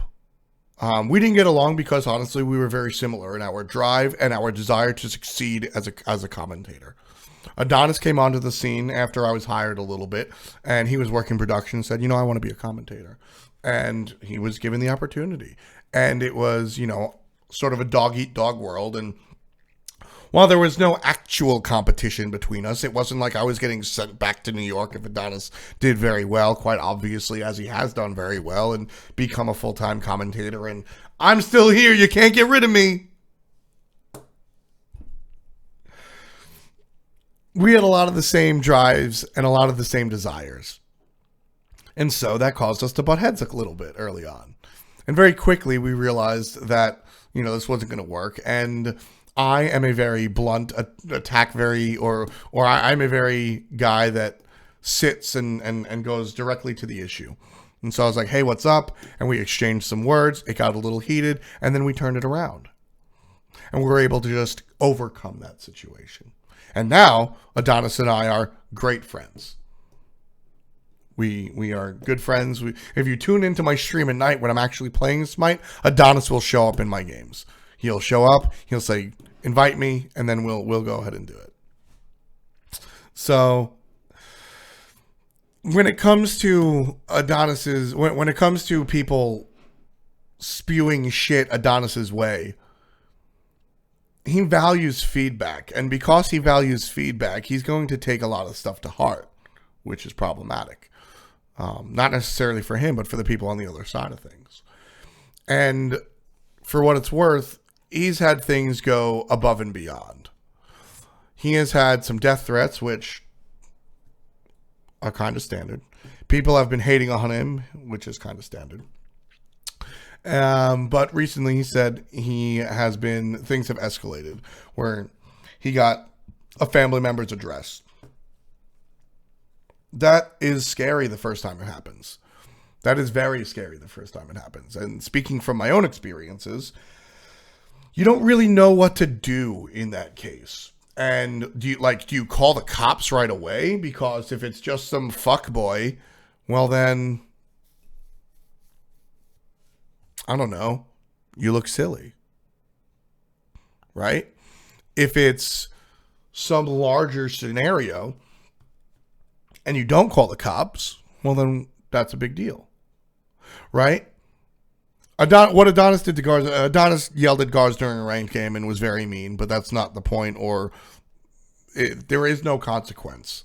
No matter what you do, you don't deserve your family member's address being sent to you with a death threat. Doesn't matter if he tells adapting himself that he is a terrible player and he should be fired. It doesn't matter if he gives the finger to someone you absolutely love. It's a much different world once you get into threats. And that's shitty. And that's ridiculous. The whole Garz Adonis situation has nothing to do with what's going on. And it's just one of those situations. Like I said, speaking from my own experience, I have had, when I joined Hi-Rez, I had more death threats than I had positive things said to me. I had moved into my apartment like 4 months when I started getting my address sent to me. I came home yesterday after leaving I leave this chat open. And your Twitch whispers get onto the screen. So like if I whisper Gandhi, you can see my Twitch whisper. So I leave my F-Swag chat up, or I did the other day, and look at the tongue face. And I come home yesterday after a big day of casting. The day before yesterday, I had one of my best days, honestly. I really enjoyed it. I understand you're joking, Snarky, but I'm going to purge you just in case. I had one of my best days casting, in my personal opinion, not yesterday, but the day before. And I casted 3 sets in a row for one reason or another. I had a whole bunch going on. I really enjoyed it. And yesterday, I thought it did very well as well. I had some stumbles, but frankly, if you ask my personal opinion, I think DM Brandon and I have put on spectacular shows, and I think that DM Brandon and I's commentary is one of the first times that I have actually legitimately enjoyed my commentary to the point where when I rewatch my broadcast, I will belly laugh. I will actually enjoy the conversations that Brandon and I have. Not everybody does. And I sat there coming home after a fantastic day. Sun was shining, sunroof was open, played my music so loud Gandhi could probably hear it from down the block. I get home and I see 75 minutes from 3:30 to 4:45. Billionaire businessman sent me Twitch messages or Twitch whispers. Kill yourself or I'm going to do it for you. You're the worst person on the planet. I'm going to murder your brother and your sister. Just kidding. I know you don't have a sister. Just a brother named Andrew. Right? Like, this guy, like, that's what happens. That's the day-to-day. I have been called everybody from fantastic to faggot, excuse my language. I have been called everything from asshole to a swear word that starts with Z. It's probably an African language. They use a lot of the Z sound. And that's like par for the course. That's how it goes. And like I said, I've been doing this. I've been employed by Hi-Rez for a year. I've contracted for them for a year before that. And the year before that, I was doing it on the arm. And Gandhi said it earlier. If you're not getting those death threats, you're not doing it right. And so, you know, like I said, the first time I got like a real harsh situation, I didn't know whether or not to call the cops or not, or who to tell or whatnot. I didn't tell my mother, obviously. I was living with her at the time. Not going to tell her somebody posted my address, you know. But like, luckily, I haven't had to change my phone number yet, which is nice. I know Gandhi had to change his phone number at some point. And like, Adonis says it in his twit longer. You know, he's been casting for a little under a year. And like, that's unfortunately expected when you do what we do. You put yourself in a situation as an analyst, and I'm talking specifically as an analyst. As an analyst, you put yourself in a position where your job is to sometimes say the unpopular thing. If adapting ever slumps, I have to say that he's the reason Panthera are losing. I'm the one that have to say Allegiance is not a top tier team with Incon Lazes and Matty Pocket on that squad, right? Like, I mean, that's what you do, and people don't like that. I mean, you don't even need to do anything that crazy. Go look at a YouTube video of literally anything, and you will find somebody. I saw a video. I am dead serious, and this is actually kind of unfortunately hilarious. I saw a video. I was Googling dogs rule, cats drool. Now, why I was Googling dogs rule, cats drool is totally irrelevant. I wanted to find something that said dogs rule, cats drool, whether it was a video or an image, whatever. No happy birthday clumsy in my chat. Do it on Twitter. So I find this video of this 9-year-old. She's 9 years old at the time. She's a couple of years older now. She's 9 years old at the time. And she's this little girl with glasses, and she's got this little freaking stupid dog. Killzo Q&A will happen in a couple of minutes.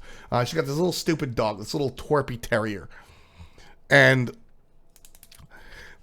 she goes, dogs rule, cats drool. And it's like a 1-minute video of her going, cats drool because they're not good. They don't listen to their name. They smell like fish, right? Like, she's a child.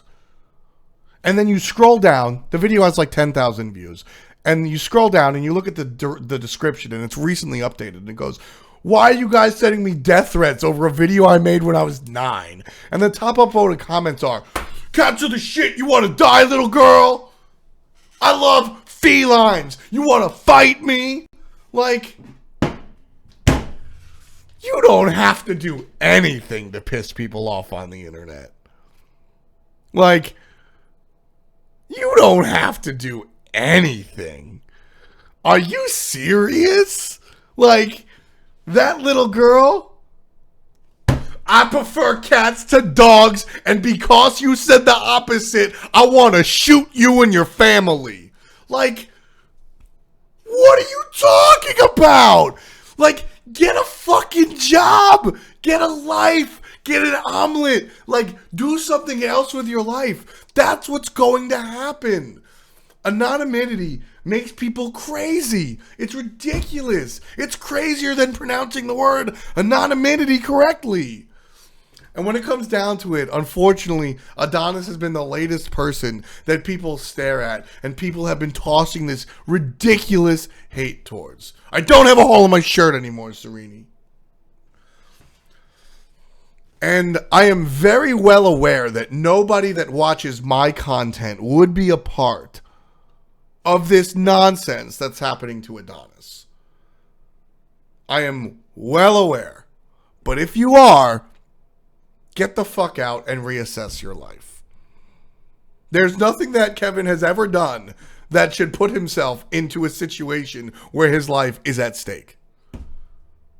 Actually, Kevin has a mysterious past. Maybe he was, he's like Burn Notice. Maybe he's like secretly an ex-spy and he's got people that legitimately have a reason. But you know what? I really doubt that. I really doubt that.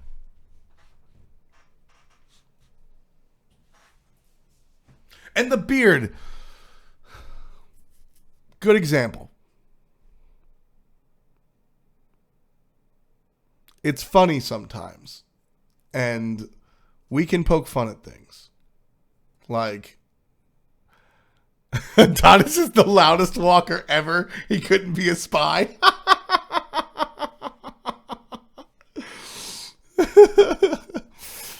But like,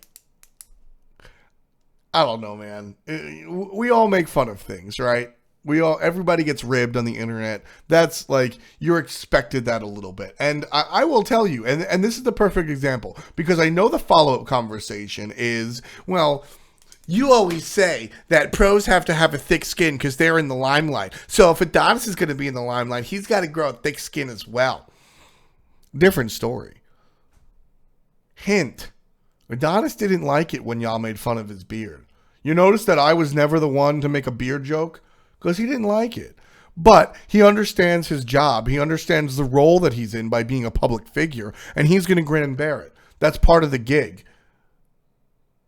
I'm very sensitive about nothing at all outside of my weight. You guys can make fun of my caterpillar eyebrows. Sometimes when I get lazy, you can see them actually connect. It's ridiculous, right? You guys can make fun of my accent. You guys can make fun of this, that, or a third. I get a little touchy-feely about my weight because I have never really been fat before now, and now I'm fat, and that makes me feel weird.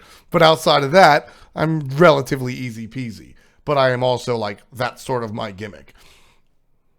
Adonis, that's not his gimmick, but he understands that that has to be his gimmick to a certain extent. He understands that you gotta like, and exactly, like I completely agree that everybody that puts themselves in the spotlight has to be a little thick-skinned. I'm not going to sit down and cry when somebody actually does tell me that they can see my titties on a YouTube video. Shouts to that guy that I banned. But it sucks. You know what I mean? It totally sucks. But there are things that you deal with, and there are things that you unfortunately deal with, and like, that's just that's a thing. That's totally a thing. And shouts to Adonis for dealing with things that he was uncomfortable with. But this is not something that you expect somebody to be comfortable with. This is not something that you expect somebody to be okay with, right? Like, there's a line. You want to call me fat on my YouTube video, like, that pisses me off, and I'll probably delete the comment if it gets a lot of attention. You want to say that I don't know how to pronounce the word? I'll leave it. It's hilarious. Fine. I say doctor instead of doctor. Go for it. Right? You want to tell me I don't know anything about the game? I significantly disagree with you, and I can probably prove that you're wrong, but I'll leave that up. I'm not, it's whatever, bro. You want to post my address, my phone number, my social security number, or my little brother's interests? Like, I'm going to smoke you, kid. Get out of here. That's a line. There's a line, and that's the line that you can't cross. That's ridiculous. That's $1,100 more than I can even think about spending. I got to make sure I make it to the 15th first. Struggle sandwiches all around. But thick skin is a thing, but there is definitely a point where it goes overboard. Adonis has made a couple of missteps in his life. Most recently, he made a mistake on stream calling somebody out and being not too nice about them. I don't need to go into that because that's not my business. But my point is, the reason I bring it up is that no matter what he did there, it's not deserving of what's been thrown at him. And for what it's worth, it's not deserving of what's been thrown at me. I think that, you know, how vocal we are individually about these things vary from person to person. It's just been affecting Adonis a little bit more. And as a good friend of his, you know, it's not necessarily my job, but people have been asking, and if I'm going to talk about it at all, I'm going to talk about it from a position of guardianship. Adonis doesn't need my help. He's a big boy. He's a man. He's a grown-up, whatever adjective you want to use. But he's struggling, and everybody struggles at certain points in their lives because of things like this or whatever. And he's a friend of mine, and what's happening to him might be standard for people in our position, might be normal for people in our position. Gandhi has had everything that's been done to me 27 times over, and he's still killing it. I've had everything that's been happening to Adonis once or twice over, and I'm still killing it. This is Adonis's time, and he's going to move on, and he's going to get over it, but I'm happy that he vocalized it. I'm happy that he brought it out, and hopefully it opens people's eyes to, like, what happens with things like that, right? Is it a shutdown of free speech when somebody bans you for, like, putting Adonis BM'd Gars and he's not banned? What the fuck is wrong with Hi-Rez in Smite Game chat? No, it's because of the avalanche you might create. We're not trying to get rid of your unalienable human rights here in America. We're trying to make sure that people don't get, you know, their address blasted out on Twitter. So, like, I don't know. I think that in a perfect world, I wouldn't have to worry about people making fun of me and people making fun of Adonis and everybody would be totally nice. But, I mean, that's not the case. We don't live in a perfect world, so be it. I'm not going to tell people to stop making fun of me. I wish they would, but it's not going to happen, right? You're always going to have your little fuckboy pan faces. You're always going to have your little cunt hat swaggy butts or whatever. That's always going to be a thing. But even those guys, I don't know. Maybe they are, maybe they aren't. But my point is, I'm not telling anybody to stop being mean to casters, although it'd be nice. I'm telling people to reassess and, like, be observant of the line. And at the end of the day, there's always a person at the other end of things. So, just be aware of all that nonsense. Because you really affect people. Q&A time! So,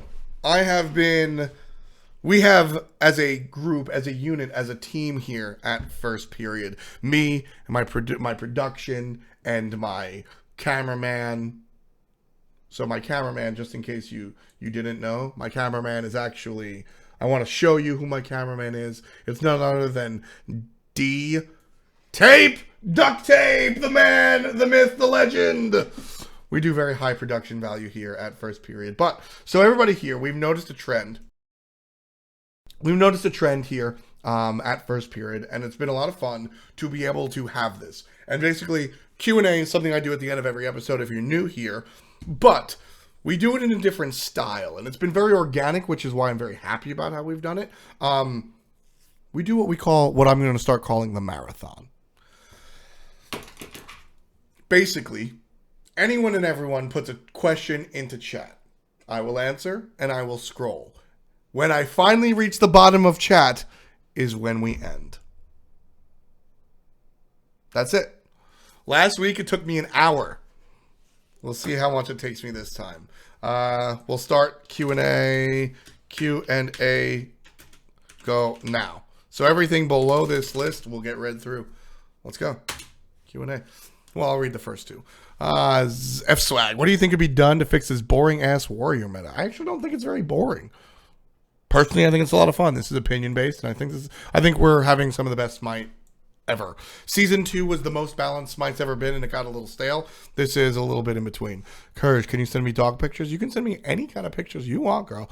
Your mouth looks like a mouth. Come fight me. Oh, that's Ron Jobber. Can you say, I need a doctor...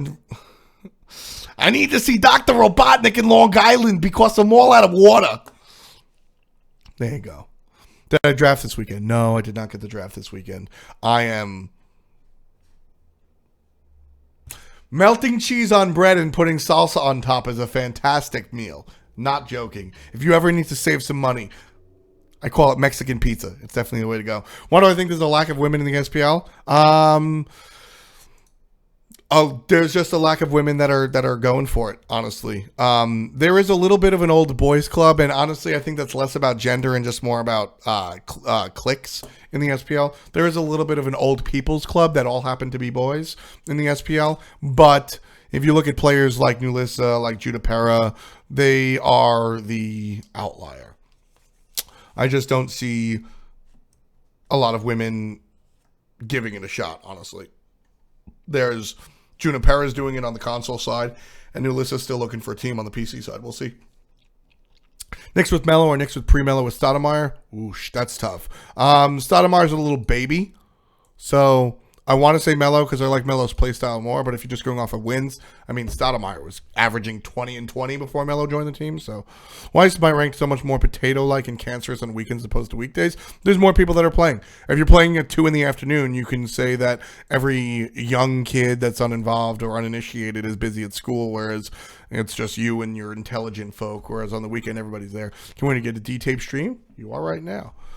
Why aren't I at the Masters? I'm not rich enough to watch golf. Are you serious? No, seriously. Spaeth and McIlroy have actually been really exciting to watch. I'm really enjoying them. But I'm not the hugest golf fan. And two, like I said, money is a problem for me right now. Who's my favorite mod? Like, of my chat?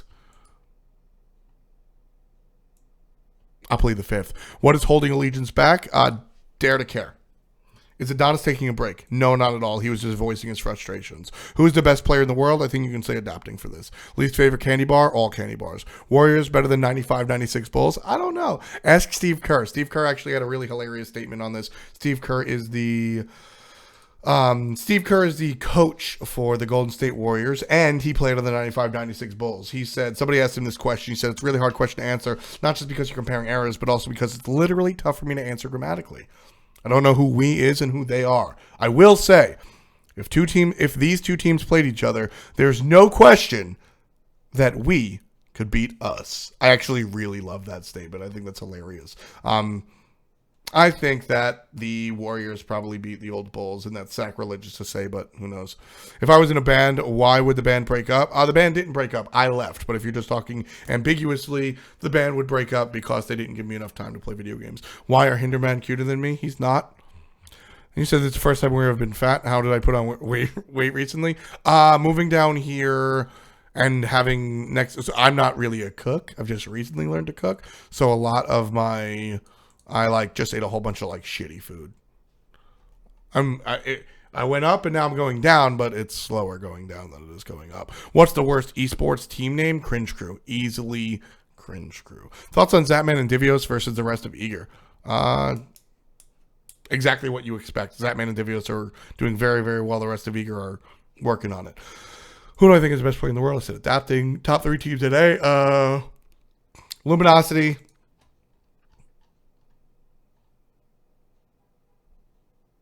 Envy. Sorry, your enemy. That third spot's a little tough. DM does not wear lifts in his shoes, nor does he have lifts on his heels if he has any heels. How would I go about stopping adapting? You don't stop adapting. He's just mechanically gifted. You got to stop his teammates around him. Best 3 mid players right now. I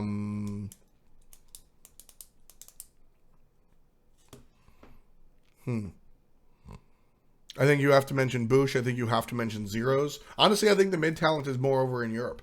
I think you have to mention Zeros. I think you have to mention Shadow fucking Nightmare, believe it or not. I think you have to mention Yaman. I think you have to mention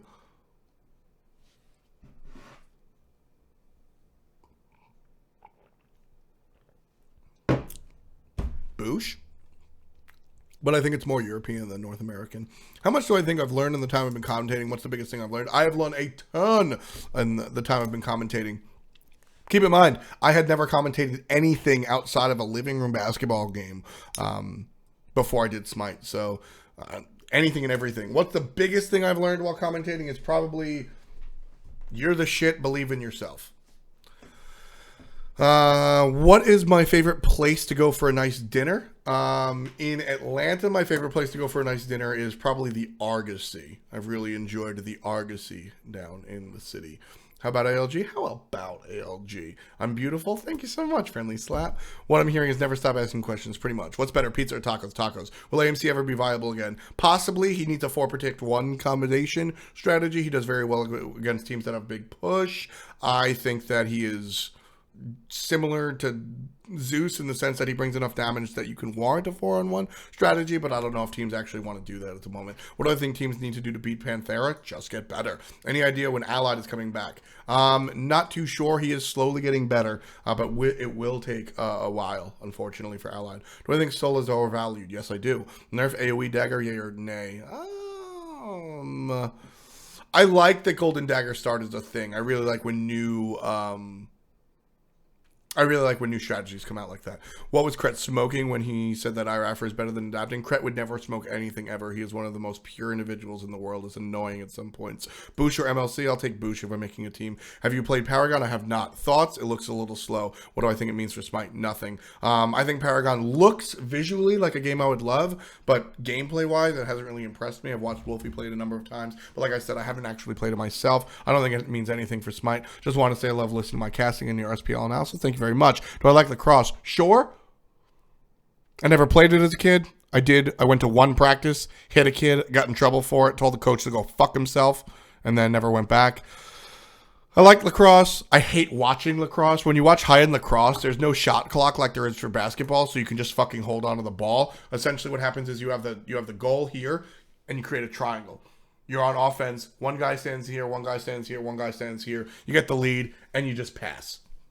And that shit's the most obnoxious thing to watch in the world. I think it's really lame. Though, another reason for me to hate lacrosse, the Long Island Lizards were the last professional team on Long Island after the Islanders left to go to Brooklyn. Fuck you, they renamed to the New York Lizards. Can we get Speed Buff back? I wish. Is Hi-Rez Bart coming back? No, he works for YouTube Gaming. Can NV40 today? Yes, they can. Raffle. Best 3 NA ADCs. Zapman. How do I feel about Shadows over Innistrad? Do you see yourself attending any SCG events, even as a spectator? Yes and yes. Shadows over Innistrad. Everybody loves Innistrad's flavor. We're talking Magic the Gathering Magic the Gathering right now. I'm not at a point in my life where I can realistically play Magic.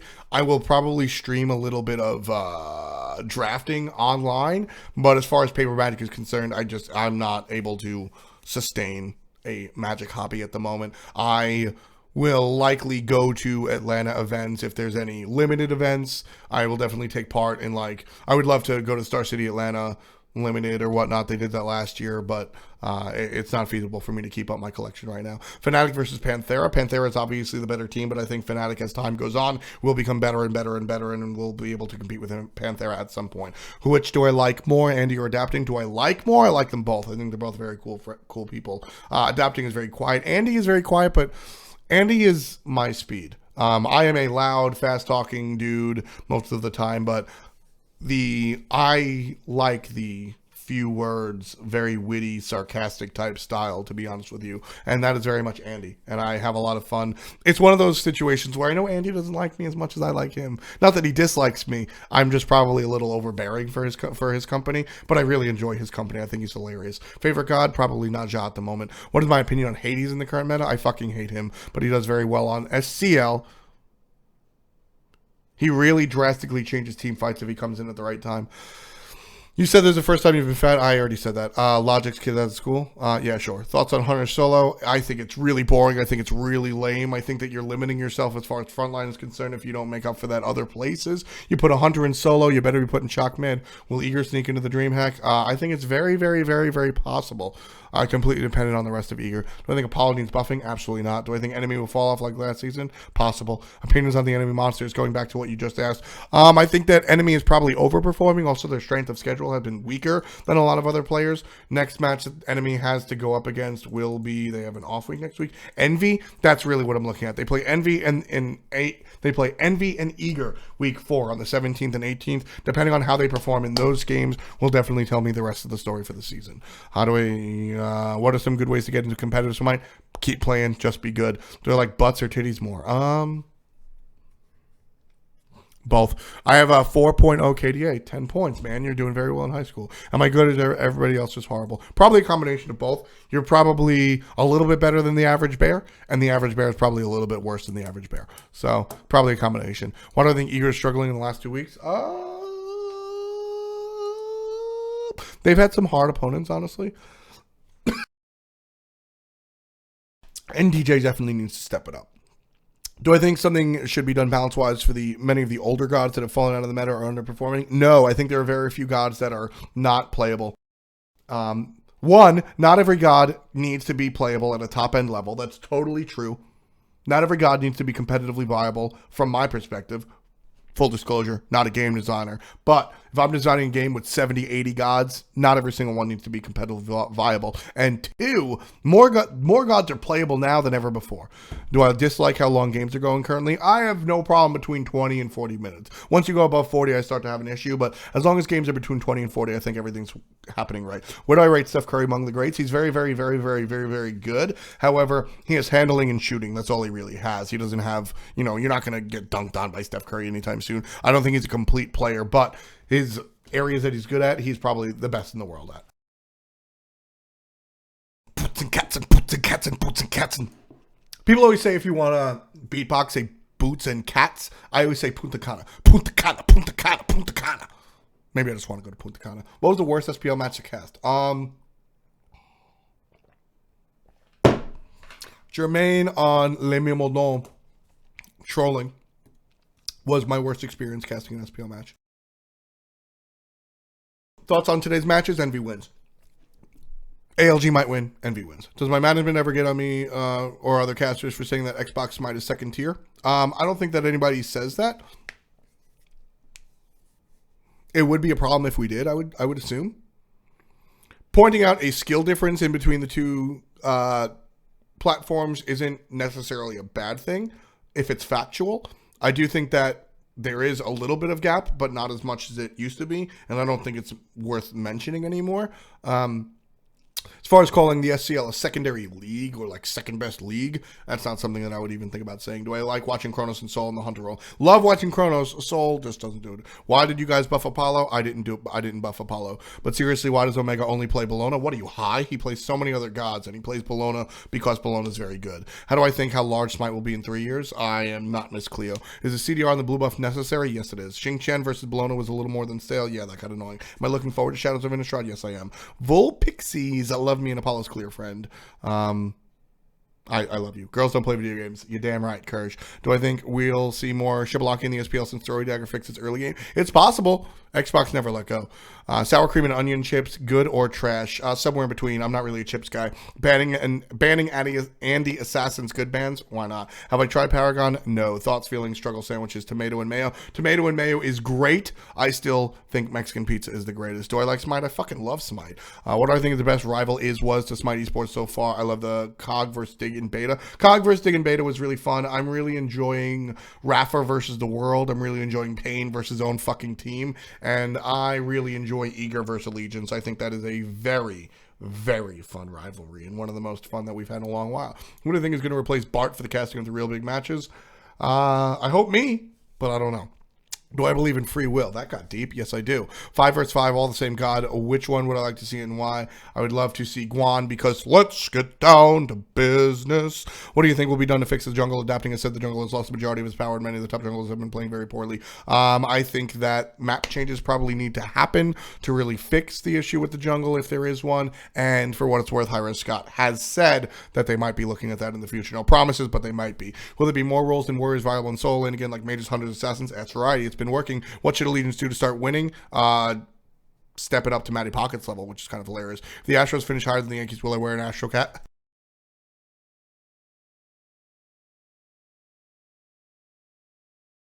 Oh man, that question gave me allergies. Thought, will you answer my question? No. Thoughts on Allegiance being at the bottom? That sucks for them. Dare to Care really needs to step it up. Do I think the Throwing Dagger start on Hunters will now start to phase out trans? No, I think that Throwing Dagger start is just another individual start, and I think it's very awesome how different hunters have different itemizations.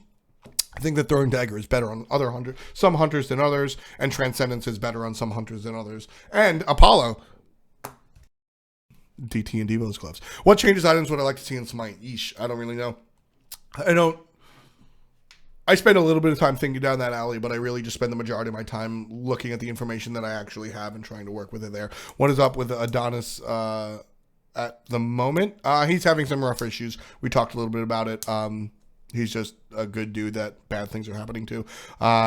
This is second season with Warrior OP. I don't think Warriors are OP. They're just very strong. More importantly, I think it's the lane itself that's strong. Should graphics be lowered for CPs with not as good equipment? You can do that. Favorite God in White? Naja is very fun. He's fast. He's exciting. He's got immunity frames. He's got a very interactive ult, which I think is fun. F Sway. Like it. When do I think Allied will be able to cast again? Not too sure. Is Junipera a girl? A woman? Yes, Junipera is a woman. Joy. I'm joyful too. Do I think something should be done balance-wise for many of the older? No, I don't. What does Bakasura need to get back in the jungle? I don't know. He's like, Bakasura is a good example of somebody that works in the jungle.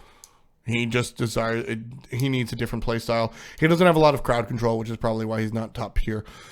Or probably why he's not picked, I should say. Favorite ability in Smite? Might be Naja's ultimate, might be Fearless. 1v1 Scrub, JK, love you, man. I love you too, dude. Do I think Moji was good enough to be pro? If she worked at it, yes. She decided that she'd rather be an entertainer. Given that God is infinite and that the universe is also infinite, would I like a toasted tea cake? I don't know what a tea cake is. That sounds like Inhuman bullshit. Do you think the items in the health tree need to be fixed? If so, how? I don't know. Right now, I'm okay with it, but I haven't. Like I said, I don't really think about the game in that regard most of the time. Do I feel that Bologna is falling out of the meta because their stain is not on sale of Tier or Guan Yu? Bologna still will always be. Well, not always, but Bologna is definitely doing pretty well. How do I play solo in Smite now? I'm looking to try and get into the SCL with Hi-Rez, me reintroducing the skins for the PS4. Not sure about the skins. How do we play solo right now? Farm. Think anybody will want Confrey if he chooses to come back? No. Do I think Envy will put up their game and will go to DreamHack first seed? Will go to DreamHack, yes. First seed, I don't know. What are their recent weaknesses? Jungle. Mass got to pick it up. Wouldn't it be better if the Ghost Walk passive was tied to the Relic in the first position to give you more control? Sure. I think that lack of control is probably one of the game plans or designs. I like this picture. Courage linked a whole bunch of dogs. Shiba Inu is dog. Akita Inu, another dog. Hakata Inu, white dog. Kisha Inu, another white dog. Wolf dog. I like that. That's good dogs. Thank you for sharing the dogs. Thoughts on ALG? They are a fun team. Matty Pocket has been very, very good. We'll see if Dare to Care. This is not even a question. It's obviously City folks. Thoughts on Starlin Castro's hot start? Yankees winning it all. Doubt Yankees will win it all. I definitely want to see what happens when Aroldis Chapman comes back into the game in about a month. Maybe no women because Smite tournaments do not allow maternity leave time. Ice cream gelato or Italian ice. Italian ice all fucking day. See me at the Lemon Ice King of Corona. Or if I don't want to make the trip, I guess I'll deal with Ralph's Italian Ices. I used to only like gelato because I really liked the chick that worked at the gelato store. She was smoking and very smart. I've never seen her again. Will DreamHack feature cross-regional matches? LG Panthera hype match? Not too sure. I hope so. How do I feel enemy having a new roster and already being at the top of NA? It's a very long season and it's just the beginning. I sometimes get people going to solo with Mage ADC or just doesn't build tank. Is there any case when it's reasonable not to go tank and solo? Your team has to be built around it. If you have like a tankier guy in the jungle, sure, go ahead. But it does create problems in solo queue. I couldn't think of a question, but I'm doing laundry. So how do you keep black pants from fading? I don't have black pants. He already talked about it. Yeah, probably. Do I think Envy adding Mask was a good addition? I think that he has been a good addition, and he's the problem on why they've been struggling. I think that it is both. You definitely take one step back to take two steps forward. How am I doing today? I'm doing well. Do I watch snooker? No, and I always get confused if snooker is the game similar to cricket or if snooker is the billiards game. I'm pretty sure it's the billiards game. What should allegiance do to start winning? Dare to care. Definitely not me because I don't mod. 1, 2, 3, 4, 5, 6, 6. I mean. I don't get this one. Do I think Eager's biggest issue now is DJ Pernicus? Will I ever stream Paladins? Maybe. This is definitely not true. Do I think the weekend trade-off with Mask has worked out? Not just yet. We'll see how it works out in the future. Dare roasted? No, not necessarily. I have historically been one of Dare's biggest fans as far as gameplay is concerned. I think he's one of the better junglers in the world. Right now, he's not performing like it. Why am I so cool? Just born that way, like Lady Gaga. Who has the best knocks in the world? Probably Emily Stealth. I wasn't here earlier. You voiced your opinion on Jing Wei yet? Not yet. I think she's strong. I think that her passive I thought was going to be OP. I think it's probably overvalued, but definitely a very good one. Who is the best mid lane god right now? Chuck. Just kidding. Realistically, Isis. Does Matty Pocket solo Omega today? Absolutely not. Junipera's a girl? Yes. What Smite team has the coolest sounding name? Fanatic. I just want to say that I really appreciate you doing these every week. Thank you, Taz Runner. I appreciate you showing up every week. Am I going to cast a DreamHack? I fucking hope so. Yes, I'm going, and I hope I'll be casting. Do I work out? No. I actually don't know how to, which is a problem. I only went to the gym once. So, like, I was never, like, super skinny or, like, super, like, built, but I was always average because I was an active kid. I skateboarded up until forever, like into my mid 20s, believe it or not. My ankles still work. I like played in a rock band where I was jumping around like a fucking idiot, right? I've always been like an active dude, whether it's running, never for pleasure, but whether it's running from people or just running or whatever. I've never been a gym guy. I went to the gym once with my buddy that was a Marine. That certainly didn't work out. And like, I simply like just don't understand what happens at the gym. Like, I don't know what the machines do or whatnot. So no, I don't work out. Chances of the pickle soloing Omega? 0. Did I talk about the pro player who got banned? Yeah, Zashu, he's 15. That sucks. Hopefully he grows up. F. better than Hinduman? Damn right. Do I see any EU solo laners leaving their team for cringe group before the roster lock? Torpedo, Game Hunter? No. Panthera? No. Paradigm? No. Leftovers? Nika? No. Hunger for more variety? No. Fnatic? No. Dignitas? No. Cringe crew? Yeah, no, I don't see that happening. Do I think enemy will fall off like last season? I think it'll balance out. I don't think that they'll be terrible, but I think it'll balance out. When is my announcer pack coming up? I don't know. Why is the Onyx so amazing? I don't know. What is the lore of Chalk from word to word? Chalk's a big dude with a big axe that makes it rain. That's all I really know. How long has this been on for? I start every Sunday at 10 a.m. EST. What do I think of adapting to Wheelish play yesterday? Loved it. Glad people are playing Wheelish. Pretty prime. He's very good. Do I like watching Sol and Kronos in the Hunter role? I like watching Kronos. Sol's a little boring. Chaos. Shouts to Long Island. Have I ever disliked any of the commentators I worked with? No. Or like, sure. At moments, yes. I like all of my teammates as people, Bart included as he left. There are people that I've worked with coming up that not at high res that I have actually disliked. I don't think there's any reason for me to say that. But of course, I mean, anytime you work as a team, you're going to dislike somebody's performance or lack of effort or whatnot. I won't tell you how I felt, but I'll tell you the opposite. One time at Worlds, Hindu Man was very, very unhappy with me and my performance in general. I had overworked myself during the regular week. Now, for what it's worth, I did take care of myself a little bit. I didn't go out drinking or whatnot. But during Worlds, I definitely didn't have a voice for Xbox Finals. I just fucking didn't. I thought incorrectly that Yuzi and Fats were going to do Xbox Finals. I was wrong, and I didn't have a voice for it. I didn't structure myself or ration myself good enough to deal with that. And so Hindu Man had to do a lot of the carrying. Hindu Man had to carry me during that broadcast, and he fucking hated me for it.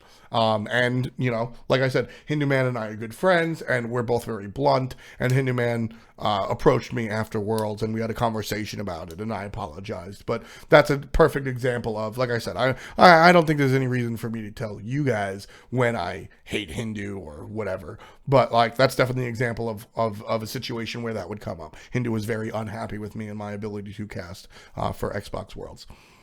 Lobster. I love lobster. What's my favorite god? Naja. It's easy to lose weight. Yeah, sure. I mean, it's not difficult. I have been losing weight.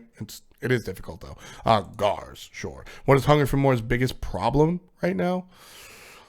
They're just not good enough. I don't think there's an individual problem. Taco Bell or KFC? I'm a Taco Bell dude. Don't forget Night on that Anubis. Yeah, shouts to the Chinese. What are your thoughts on the new god, especially that free TP passive? Good, not the greatest. What's your favorite non-Smite related subreddit? Hip Hop Heads. I don't think Barracuda is one of the best 80s. Either Hip Hop Heads or the Ocho. I like Hip Hop Heads is something that I regularly visit. I'm a big, hip hop head. But I absolutely love. Let's look at my subreddits. Hip Hop Heads is, like I said, I'm regularly at Smite, Hip Hop Heads, NBA, baseball, esports, global. Like, these are my regular go-to. Smash, etc. I really like ad porn. I'm really into advertising. Bears doing human things is fantastic. Brent Rambo approves. You can never go wrong with broadcasting. Nobody posts here. Dogs wearing hats is fantastic. Don't look down makes my palms sweaty. Formula One is nice. I like this from a distance. Frugal male fashion, that works out for me. I like style, but I have no money. Frugal male fashion is very good for me. GGGGG. I love this. This is probably one of my favorites. G. This is the whole fucking subreddit. It's absolutely hilarious. Internet is beautiful. Has some really interesting things. R Kappa. You can never go wrong with R Kappa. The cesspool of the FGC. A lot of magic stuff. Obviously, individual teams are cool. Raise your dongers, can't go wrong with. RuneScape Chronicle, love this game. Subreddit a little down. Surprised Dogs is very good. Trap music, can never go wrong with the trap music. I used to post in this subreddit all the time. Now, not so much, but trap music, definitely one of my favorites. I spend a lot of time on Reddit. I have historically been more of a 4chan dude than a Reddit dude, but recently I've dove into Reddit. Do I think Barrett's one of the best ADCs? Yes. What part in New York are you from? I lived in Long Island my whole life and I look familiar. I am from Nassau County. What is the perfect food to celebrate? And honestly, if you are from Queens or the island, we've probably met. What is the perfect food? And in my age range, that is. What is the perfect food to celebrate getting a pentakill halal from 53rd and 6th Street? Will we ever see a pros v casters game? Maybe some duels? That'd be a lot of fun. We'd get shit on, but that'd be a lot of fun. What game did Adonis lose is cool? No. How does one come to work with Hi-Rez? There are very standard ways. Careers.smitegame.com, I think, is the URL. You know, just on the hirezstudios.com, you'll find careers. Put in your resume in old-fashioned way. I sort of stumbled upon it the way APC did. Just being a huge part of the community. Am I a troll? No, but you are. Johnny boy, my bad. Will I sign your butt if you are an attractive female? Absolutely. Do I think other regions will catch up with EUNA? If not, if so, when? Probably a year or two. Are Envy actually playing 4 games back-to-back today? The game spread out. They're playing 4 games back-to-back. I actually really think that's interesting. I think that there's a lot more to the game. I think there's a lot... When it comes to a league, there's more than just the game. It's more about... It's a lot about format and schedule, etc. I think that's a lot of fun. Best food truck. 53rd and 6 is not a truck. It's a stand. Best food truck is probably the Halal Cart.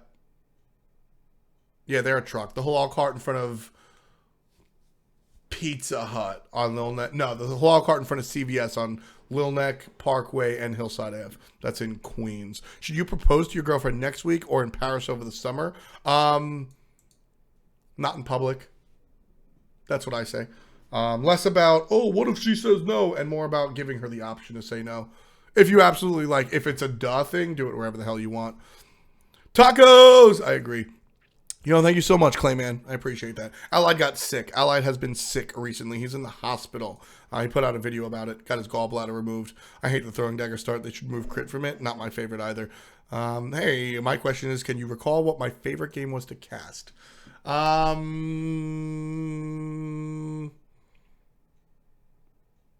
Real talk, it was recently.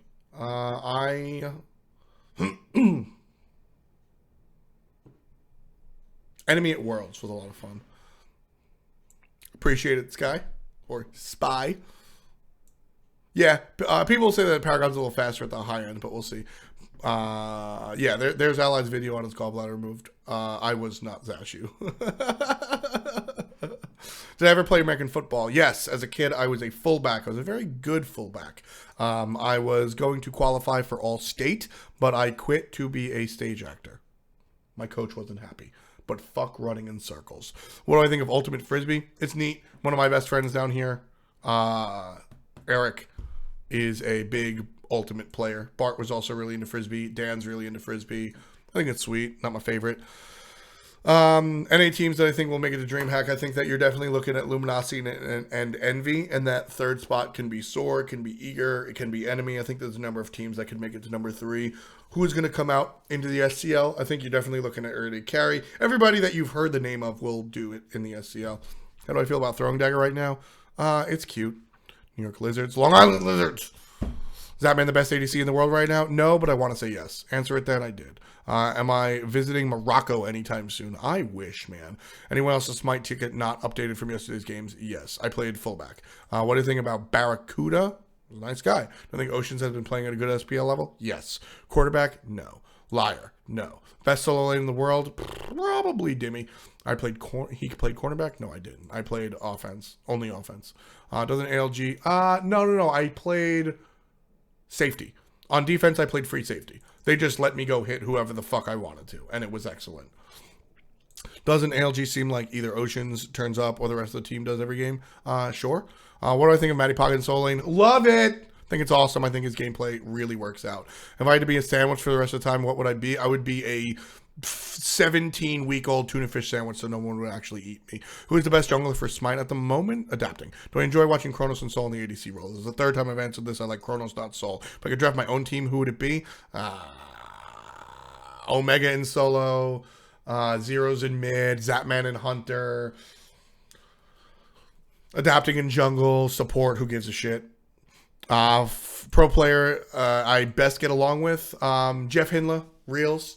Me and Jeff talk on a very personal level. I'm very Jeff and I personally get along very well. Panface, don't send me tweets anymore. Jeff and I personally get along very well. Reels and I have always personally gotten along very well. And yeah, I've really enjoyed those couple of guys. Hamburger Helper mixtape thoughts. Hilarious for a second. Especially good for guys get ripped in 60 days. Well, sweet. Thanks for the tips. One other thing about the Loki pick yesterday, is it where they lost the game? Unfortunately, yes. Favorite Simpsons character? Ooh, I'm a huge Simpsons nerd. I don't know. I really and truly don't know. I'm going to say Marge Crump for now. What happened to Epsilon? They turned into Panthera. They dropped their organization. Now they're just by themselves. Yeah, that's what I've been working on right now, is eating the right food. Barrett's the best ADC? I don't think so, but he's definitely very good. Random, but my old tutor finished second during an Ultimate Frisbee Championship. Awesome. Opinion on Golden Bow on ADCs? Not necessary. Throwing Dagger is good enough. The flash of the arrow? I don't know what the arrow's skill is as far as being a superhero, but the flash can run really fast. That's really cool. What teams do you think will be in the NASCL? Everybody you've heard so far. Everyday Carry, Eager, etc. I think that it's pretty cut and dry who's going to be in the SCL. What are my thoughts on DJ Predicate's performance? Obviously, he's been dropping the ball. Greetings from Argentina. Greetings to Argentina. Why is Hi-Rez releasing so many ADCs when is the new assassin coming out? Can't answer that second question, but it's all about balance. Which one, college or pro? Somebody's talking about Ultimate Frisbee, I think. As much as I would love it, Eager won't be going to DreamHack. I don't know about that. Enemy, Luminosity, and either Soar or Envy will be going. Soar, Envy / Eager, I think definitely belongs in there. What happened to Dry Bear? He switched from Smite. He's now the lead developer on Paladins. Do I agree that Enemy loses all games when their opponent has a better composition to secure objectives? I'd have to look at that, but sure. I don't know if that's exactly the case. Enemy. It makes sense that a team full of rookies have a hard time securing objectives. Will the EU SCL allow 6 teams to make it in? Not sure. Do I think that DJ is just kind of irrelevant in almost every game Eager plays? Absolutely not. When DJ Pernicus played Hun Bats recently, it was very good. Who will win the European Champion League of Football? Unfortunately, I don't pay enough attention to football or soccer. Just not a thing that I do. I wanted to learn about it because since I don't know the game well, the game is just boring to me, but we'll see. I got a DM from somebody saying follow for DM. Zap, zap, or zap, zap. There's a Star City Games open in Atlanta June 4th or 5th for Standard. You'll have sealed side events. Ooh, I will probably go depending on how much work I have to do to prepare for DreamHack. Panthera are going to go flawless. I predicted them to go flawless in the first split. I think Fnatic or Paradigm might be able to beat them, but I think that it's going to be Panthera. They call him DJ Dare Nikki. I like that one. I love DJ and I like Dare, but that's hilarious. Have you played Jingwei? Yes. What do I think about her? Okay at best. Wear my ass from back to front or front to back? Back to front, as we all should. Do you know which league? Pro Frisbee? I don't know Pro Frisbee at all. Will Ratatasker's remodel be broken again? I have no idea. Imbalance creates talk and is good for the game. Yes. Yes. It's just that balance is not always fun. Shoutouts to Mark Price. Sure. What spot will dictate the split? Higher than 8, which was my original prediction. Putakana? Nice. Trolling. Chimumu asks, do I think Hi-Rez is making too many characters in order to make them competitively viable? Is it a bad thing to make gimmicky, fun characters in Hi-Rez's eyes? Now, full disclosure, I'm not on the side of things, and this is the Bickler. Shouts to you, man. I think that... I don't think... So if I was the designer, I don't think that it's bad to have characters that are not competitively viable. Is Hi-Rez making too many characters in order to make them competitively viable? I'm not able to really connect the dots on this one. I don't think that making more characters inherently makes characters competitively viable. I don't think Scotty is competitively viable, but is a shitload of fun.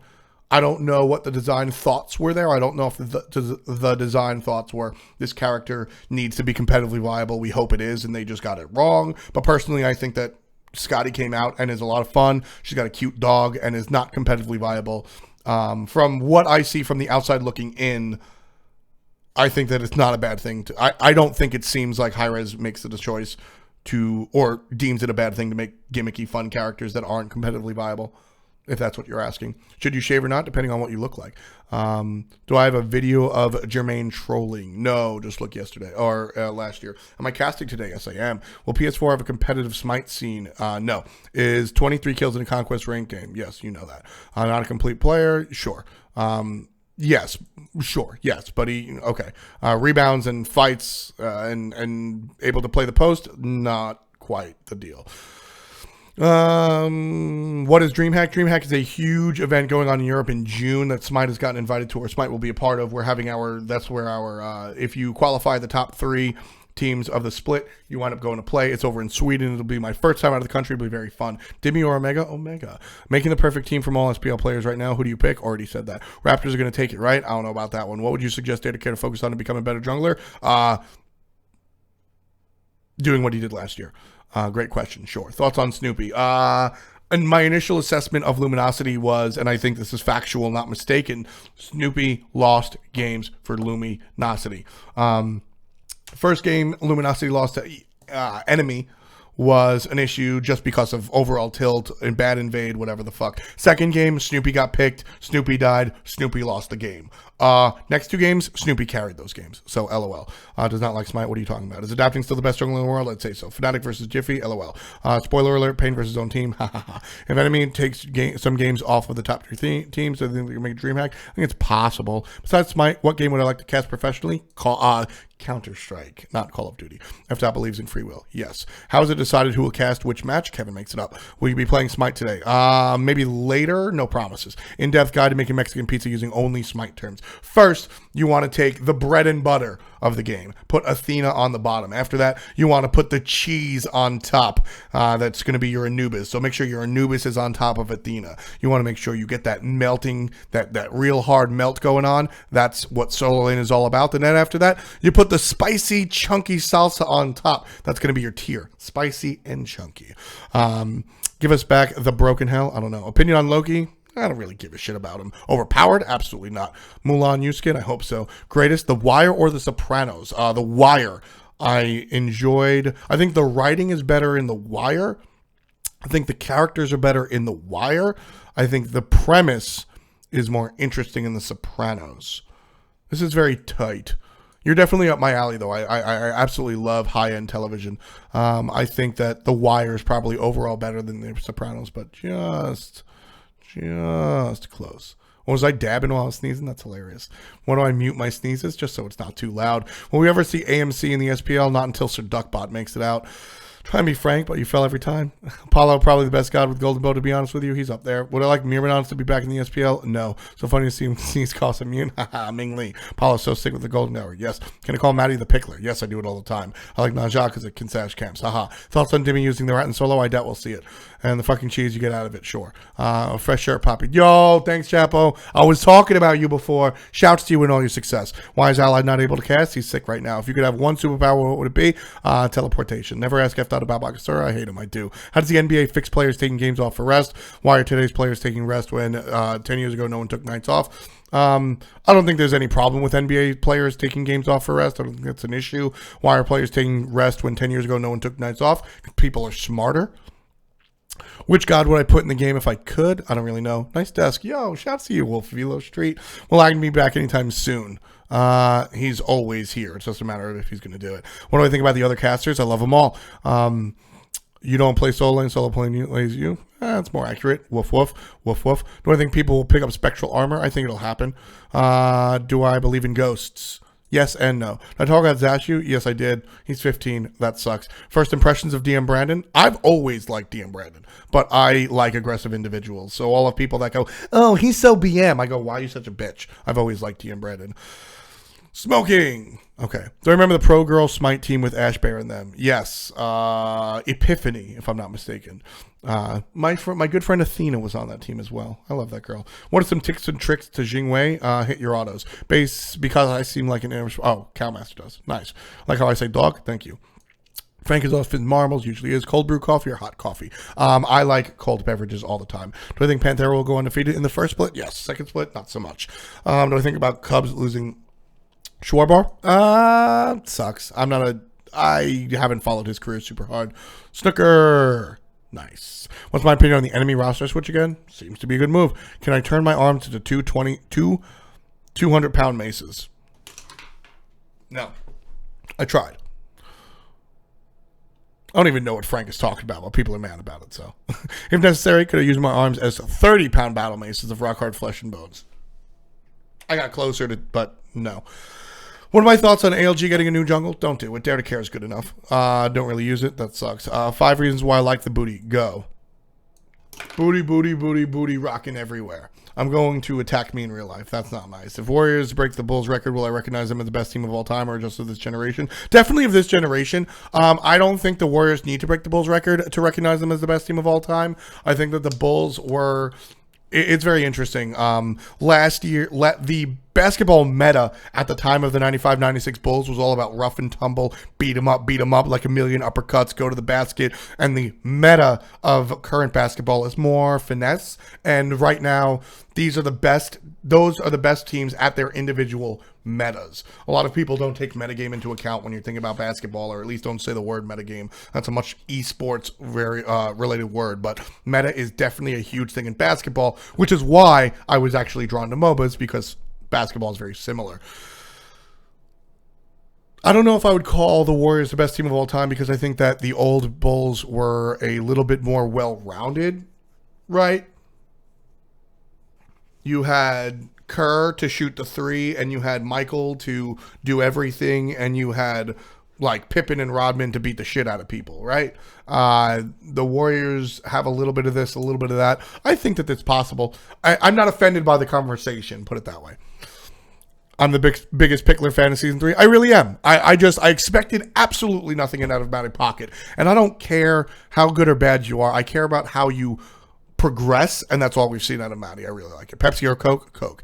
Even if they're drinking the Reddit Twitch chat Kool-Aid. What do you mean? What are you talking about? I don't know what you're talking about here. How come you can't watch LG versus Envy right now? It's not on just yet. It'll be on in 30 minutes. Team After Hours is the coolest name, Shirley? Sure. If that told Omega isn't solo by Matty. What instrument do I play? I play a whole shitload. I can play piano. I can play trumpet. I can play guitar. I can play bass by extension. I can play all the brass instruments.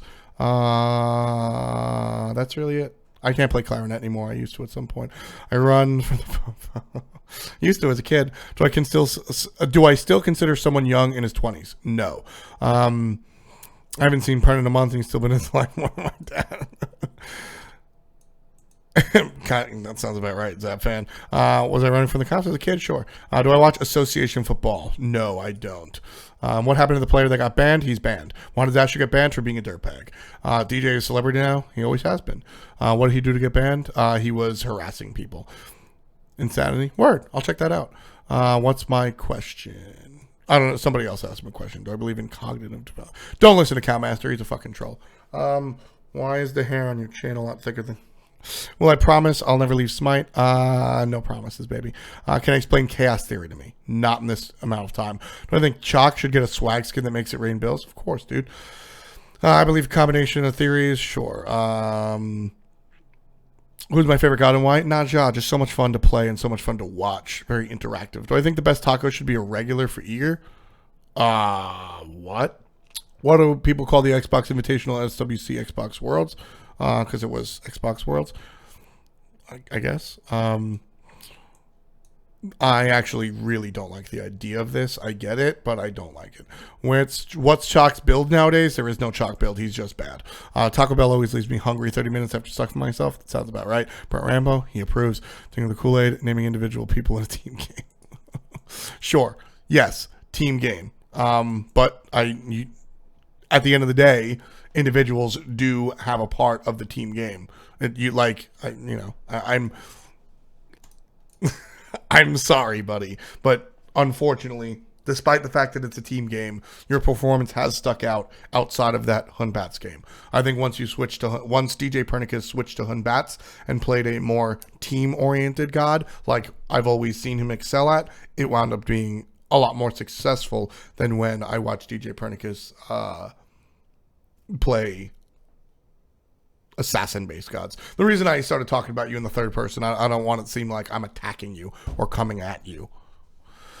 Do I meet knees weak, arms get heavy? No, but I love mom spaghetti. Favorite porn site? Nah. Ass or titties? I answered this before. I kind of like both. I like cold coffee. Who are the top solo lane gods for ranked right now? Ranked? I don't know. Is this how I use Reddit? What do you mean, is this how I use Reddit? Is there an F-Swag announcer pack? It will be soon. What's Chalk's build nowadays? He's not good. Yeah, I think DJ is probably good in that regard. Gotta make the move to 8chan. Can I name the top 3 most popular sports in the world? Probably soccer, cricket, and basketball, I want to say. Can you have the F icon? Sure. Send me a message on Twitter. Sure. I don't know. If I barked at you, my bad. At DreamHack, is there going to be an all-star? I don't know. How long have I been casting? About 2 years now. Sort of. A year at Hi-Res specifically and a year doing Challenger Cup. Yeah, about 2 years. That's crazy. Chicken and lamb on rice? Yes, sir. I think it's unfair for Envy to play the supposedly weakest teams 2 back-to-back. No. Everybody plays everybody. There's not the... No. Don't purpose keep slaying? Sure. The most well-spoken pros EU and NA. Ataraxia, obviously. DJ speaks very well. More than you would expect, honestly. Bickham was one of my favorite well-spoken players. Which game did I enjoy casting most ever? Anytime I was at Worlds, honestly. I'm trying to think. I really enjoy casting Zapman in general. Players like Zapman, players like Divios, players like DJ Pernicus, players like Omega make casting the game really fun. That's why I'm so hyped about Eager this year. I think that they're a lot of fun to just watch and play. I really enjoy casting, obviously, the Eager guys. I really enjoy casting Fnatic. Anytime Panthera shows up is a lot of fun. And anytime I'm at LAN, I really enjoy myself. DJ Mahar. Do I like fighting games? Yes. I am terrible at fighting games, so I haven't tried Killer Instinct, but I do love watching fighting games. My go-to fighting games are Street Fighter and, sorry, Smash Bros. Do I think Envy has a bad set versus Luminosity, or Luminosity is just better? Both. Do I think it'd be an advantage or disadvantage to play 2 sets in a row? Depends entirely on the person. How does the NBA fix players? I don't think it's an issue. 1K viewers, shouts to you guys. What orgs do I expect to come into Smite as it keeps expanding and expanding? Anyone and everyone, I hope. Why do I suck so much with tier? Any guides I could recommend? No guides. It's really all about that movement. You got to make sure you hit your fearlesses. When do you think Season 2 TSM is in their prime? Okay, where do I think Season 2 TSM would be this season? Probably top. Struggling with Envy. Top 3 are football, cricket, and field hockey. Field hockey? God damn. I didn't expect field hockey. I figured it'd be basketball. Basketball's really exploded into a global sport. At some point in time, I imagine it'll be football, cricket, and basketball. Maybe not now, but I expect that in the future. I'm going to go play Smite right now. Enjoy. Thank you very much, Fabulous. Thanks for hanging out. What town in Nassau County? Your girlfriend's from Floral Park.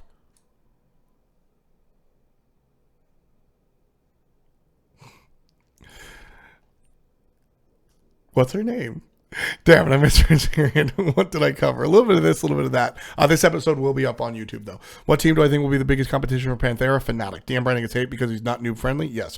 I'm definitely going to try to, which is fine. Yes, I agree. Going to try to be there. I love Dark Souls? Sure. Would I take Candyman on a Jello wrestling match? Absolutely not. I would definitely lose. What god is the most unbalanced, in my opinion? I don't know. Helix Fossil, who made this Easter egg? Twitch. Best jungler, NA, Andy. If there's E versus NA Smite fist fight, who would win? NA, dude. Come on now. Will PS4 get its own SCL? No. Don't forget to take time to relax after the marathon. Oh, what a good dog. Look at him. Look at him. Look at the good dog. Oh, look at him. He's sitting in the raft. What a good dog. Best mid laner, EUNA. I'm really high on the boost right now, but I always like zeros. Best question I answered so far in first period. What kind of sandwich would I be? Confirmed supports have no impact on the game. LOL. I like that. EMC squared? Oh, okay. The all band team plus Meerkat. Okay. Support organization. Like 20 minutes behind. I usually do catch up. I am 15 minutes behind right now. Yeah. Usually I'm a little, today I'm a little slow. I'm a little tired today, honestly. Who has the worst attitude of all the pros? I don't feel comfortable answering this question right now. I don't think it's my job to. I'm not the drama guy. I'm not the Keemstar. Somebody else could hang out at LAN and do that. I don't have a problem with that existing, but I don't think that's my job to do. Cringe Crew or Panthera tomorrow? Panthera, obviously. I just keep going. Most disappointing SPL team so far? Most disappointing SPL team? Probably Torpedo. Best advice for a veteran player going ranked at the believe in yourself. My hype for views from the 6? I always like Drake. Will console ever catch up to PC patch-wise? Unlikely. For my perfect Smite team? I did before. Where would I rank Cyclone Spin compared to other ADCs? Very good. How do I feel about... No, that's DJ. No, that's DJ. Hi, DJ. What's up, dude? Future season ticket reward spoils. I can't give you any, even if I had some. What do I think? Who will I think will pick up Panthera? I have no idea. That's why I can answer a question. Ask one. It's been a long time since the assessment was released. Sure. How long I've been casting? About 2 years. Raijin, he's a mage. Barcelona, sure. Barca lost to Madrid. Ouch. What exactly is DreamHack? It's a giant LAN party and big LAN event over in Sweden. Jopaking. I definitely said that wrong. It's a famous LAN, and Smite's going to be there. Hey, baby, you want some fuck? Sure. Haven't got my FP from yesterday evening. I feel like I played bad in one series. Could I play better in the series? Absolutely. Smite is the team game and Spears form. This is in CS. Talk about number one players is the most useless conversation ever. I agree more than I disagree. Talking about number one players is always like, I entertain the questions just because, like, sure, I get what they're asking, but the analyst at my core definitely understands that. Very rarely, if ever, is a game of Smite actually carried by one player because, like you said, unlike Counter-Strike, numbers actually are involved. If your solo laner's 20 and your hunter's 12, it doesn't matter if you're the LeBron James of Smite. You're just not fucking winning that. So it is definitely a team game. Like I said, I stick to my analysis. I think that you stumbled a little bit. I like to see you more on gods that what I feel fit your personal playstyle. Obviously, you understand that playstyle a little bit better. I do like fighting games. I only really like, I don't like the anime stuff. Is Juice still playing the SCL? Yes, they're called Team F Dot, but I think they had to change their name. I forgot what they are. What would I like to commentate with Chris Puckett? Yes, it'd be fun. Way back when Gandhi actually said we would get along well. Back to front, and you could slip into. Okay, how much of a resident sleeper is today's SPL games? They're going to be not very. Jeffrey performing better than Captain Twig was in Fnatic.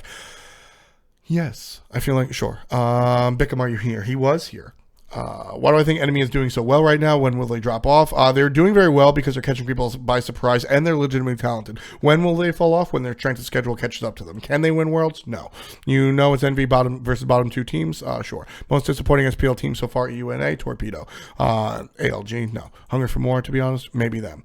Please justify my reasoning. Zap versus Barracuda. Personally, I like Zap. I think he is more aggressive. I like that. As far as skill, going back to what DJ was saying, skill-wise, Zap versus Barracuda, they're very even. They have different play styles. It depends on the output of the game and the team surrounding them. Scotty's going to be real good when people experiment, build with her. I don't necessarily think so. How do you enter DreamHack? Top 3 teams. Do I think Smite needs a new assassin? Yes, I do. It really sounds like he says Scotty instead of Scotty. Like, sure. Tier is the best guy in the game. Sure. Is casting later? Yes, I am. What's Chalk's build nowadays? I don't know. Look at Zillion, build Transcendence if you want. Physical power good on ADCs? Yes, if you're building crit. Less so if you're building Shinsai. Susanoo, something like that. I don't know anything about those gods. 90% of players can do well on most gods? Sure. I'll fuck the PS4. No, Hi-Res never said that. When do SPL games start today? 1 o'clock. 20 minutes. Well, it's a good thing that we know PS4 Pro scene. Star Wars or Star Trek? Star Wars. Who in the SPL feel has the most unique playstyle?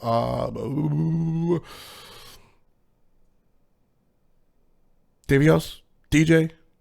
Aurora. Zalia easily is that guy. Anubis is totally the cheese. Do I know if Hi-Res team will go to any other EU events? Not necessarily. I have no idea. The Sopranos has always been a bit too much filler and could have done more streamlined. No, the Sopranos were about, similar to The Wire, Sopranos were about creating the characters in a situation that were believable. And I think that there probably was 1 or 2 filler episodes, but I think that Sopranos has always been about less the narrative and more the people in the narrative. And I think they accomplished that through that way. Do you think we'll ever see? Yes, Agni will definitely play. What do I think about Artemis's competitive viability? She's better with Golden Bell.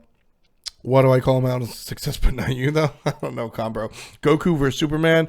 Goku's the guy from, like, One Piece, right? I don't know. Superman literally can't die unless you hit him with a space rock. Superman. How many minutes till we catch up? Oh, what is it, 26? 41? Yeesh. Yankees suck. You suck. 5 minutes off. I'm a little more than that. Breaking Bad or House of Cards? Breaking Bad. Funniest thing I've ever done during cast? I don't know. I haven't gone full Gandhi and taken away. Cog XX Girl Team. There you go. Frozen Sora. What about Frozen Sora? I like her. Man, it's cool. People who think DM, no, there's nothing wrong with DM Brandon in my opinion. Would I build an Odysseus bow on Kali? Maybe. Do I know that Smite is misspelling some of the Norse gods? They're probably just Americanizing the Norse gods. How much do I bench? I don't. Who's my favorite SPL team and player? Favorite SPL player to watch is how I'll answer that question. And it's probably Zapman. My favorite SPL team to watch is how I'll answer that question. And it's probably Fnatic. How often do I clean my hardwood floor? I don't. How much longer until the SPL? About 20 minutes. Should I teach new player what every god does? Yes. I've started closing in on us 20 minutes behind. Yes, I am. Skilly, do you still play Smite? Skillon plays for Randozos or Denial. Do I think memes are OP? Sure. What would you win in Hunger Games style deathmatch between every... Who would win? DJ, Zapman, Dimmy. Who did Dashy BM? I don't know. What do I think about LG roll swaps later today? I don't know. Tactics. Why the Pickler? He's improved in every single game, and I'm really impressed. Yeah, Skillon plays on Denial now. Will you hug me? Sure. Hi-Res TV is live. Should I be going soon? I leave at 1 p.m. Wait. Shit. I'm pretty sure I don't have the first game. I am an Android guy, but I respect where iPhone is at. I'm definitely not an iPhone hater, but I like rooting my phone and all that nonsense. So, where are we? Week 3 commentary schedule. I just got to make sure. Okay, yeah. It's Adonis and Brandon for Envy versus Random. So, okay. Teach you basketball? Sure. My boy, what are you doing at home? I need to cast. So Adonis and Brandon are casting Envy versus Randozos. I have Envy versus Team Allegiance. Bulls lose to either of the Rocket Championship teams. Agree? Disagree. Resist Gaming Skilledon. LOL. What genre of music do I absolutely hate? I don't absolutely hate any genre of music, but I'm not a fan of reggaeton or electronic music in general. I did see the SpaceX rocket landing. Very impressive. Aren't we delaying you from the SPL? Nah. Well, we'll see. I usually like to leave at 1 o'clock, and I'm a little bit early. Making that... sure. Is the question to slow me down? Yes, it is. This might be a dumb question, but how far do I live from where I cast? About 15 minutes. You call DJ as a has-been? Absolutely not. I would never say that. Do I think Dare to Care is not good enough to be a top jungler in the SPL? Absolutely not. I think Dare to Care and DJ are similar in that they're just struggling right now, but at the end are top-end teams. Exposed? I don't know. Mouth-on-mouth combat, if you're cute enough. Waste my time? Not. Why is Clumsy D so cute? He just is, Shaywaz. Why do I have some gods, 15 skins, and Arachne have 1? I have no idea. He has 3 skins. There you go. Go on, Notepad, write it to your list, send it to me. Nah. Will PS4 get it? No. Best taco with Stunto's girlfriend? Yes. Where the beard? It's right here, baby. Butterfly effect thing. Just want to see how I thought would break it down. I didn't see what you said first. Vulcan, everyone else combo. Sure. When will DJ stop picking Nemesis? There was reasons for that Nemesis pick. I won't go into it. DJ can if he wants to. But there were legitimate good reasons to pick Nemesis, and I like the pick because of the context it was in. Is Anubis in that everyone else? Maybe. We get Scotty Monday. Do I ever eat food and then just eat more? Sure. Suiciding in towers is it's always a fun thought. Who are the best shot callers and why? Not too sure. That's something that I don't have. I'm not into the comms enough for me to. Cricket is gigantic in Asia and the Indian subcontinent as well as the Middle East. Cricket is a gigantic fucking game. Would I like to commentate with Chris Puckett? Yes. Gandhi said we would get along once upon a time. Like Big Mike said, you're a nerd and you suck. That's mean. Don't be mean. Cricket is number 2 in the world. Yes. When basketball is more popular than hockey. Of course it is. That's just the ESPN effect. Cricket is huge in India as well. Yes. Cricket is fun. Sure. Where do I obtain all my swag and what is my secret? I buy it at the dollar store. Sexiest WWE diva? I have no idea who any of those people are. Flex and yell, Gadoosh! Casting Pantera isn't fun. Casting one-sided games is boring. Sometimes, but I think Pantera makes it fun. Need to connect chains, rain dance, and alt. Sure. Is Hi-Rez doing summer internships this summer? Yes. Hi-Rez.com or HiRezStudios.com. How do I feel about Kronos? He's awesome. Do I think he's sexy? Yes. How many cheeses would I rate him out of 10? 10. How do I feel about Ratatasker? He's Divios' and DJ's favorite god. Apparently he's getting a rework. Do I like casting Panthera because I don't have to worry about being wrong who wins? No. I'd rather be wrong about who wins. I like casting Panthera because they're fun to watch. DJ Pern actually a DJ? I'm not sure, actually. Alexis Texas or Mia Khalifa? I don't know who Alexis Texas is, so I'll have to say Mia Khalifa. Do I think that Garth will ever get back in? We'll see. Field hockey is like hockey on grass. You find my taste in attractions lacking? Oh, well. I don't know what... I don't know what you're talking about. Ice hockey would be way before field hockey? Nope. Did I watch the boxing yesterday? No. I don't know when Xbox One gets anything. Why is Shock no good? He just doesn't do much late game. DJ stands for Dwayne Johnson. That makes sense. Why do I ignore you? I'm sorry. Most memorable moment during casting? Watching Kevin spill Red Bull during cast was hilarious. Is console Smite getting more popular? Yes, it is. Do I enjoy it? I don't own a console. I wish I did. Favorite hot dog? Hot dog. Is Chunga viable in the SPL? Let's see next patch. Maybe. Bark, bark, bark, bark, bark. Just want to say I love casting. Thank you so much. I'm the best commentator. Thank you so much. Why does the Boosh barely play Smite? Maybe he does and you don't know. Maybe he plays on a Smurf, you never know. About to get off? Yes. Can I talk to Hi-Rez about reselling skins? No. Oops, I typed it wrong. Meant to think it was unfair to other teams that Envy gets faced to. No, I don't think that's a problem. Want to let Pern give you a prostate exam? Nah. If he's a doctor, sure. I would trust. The bigger question is, yes, I would trust Pern to be my doctor.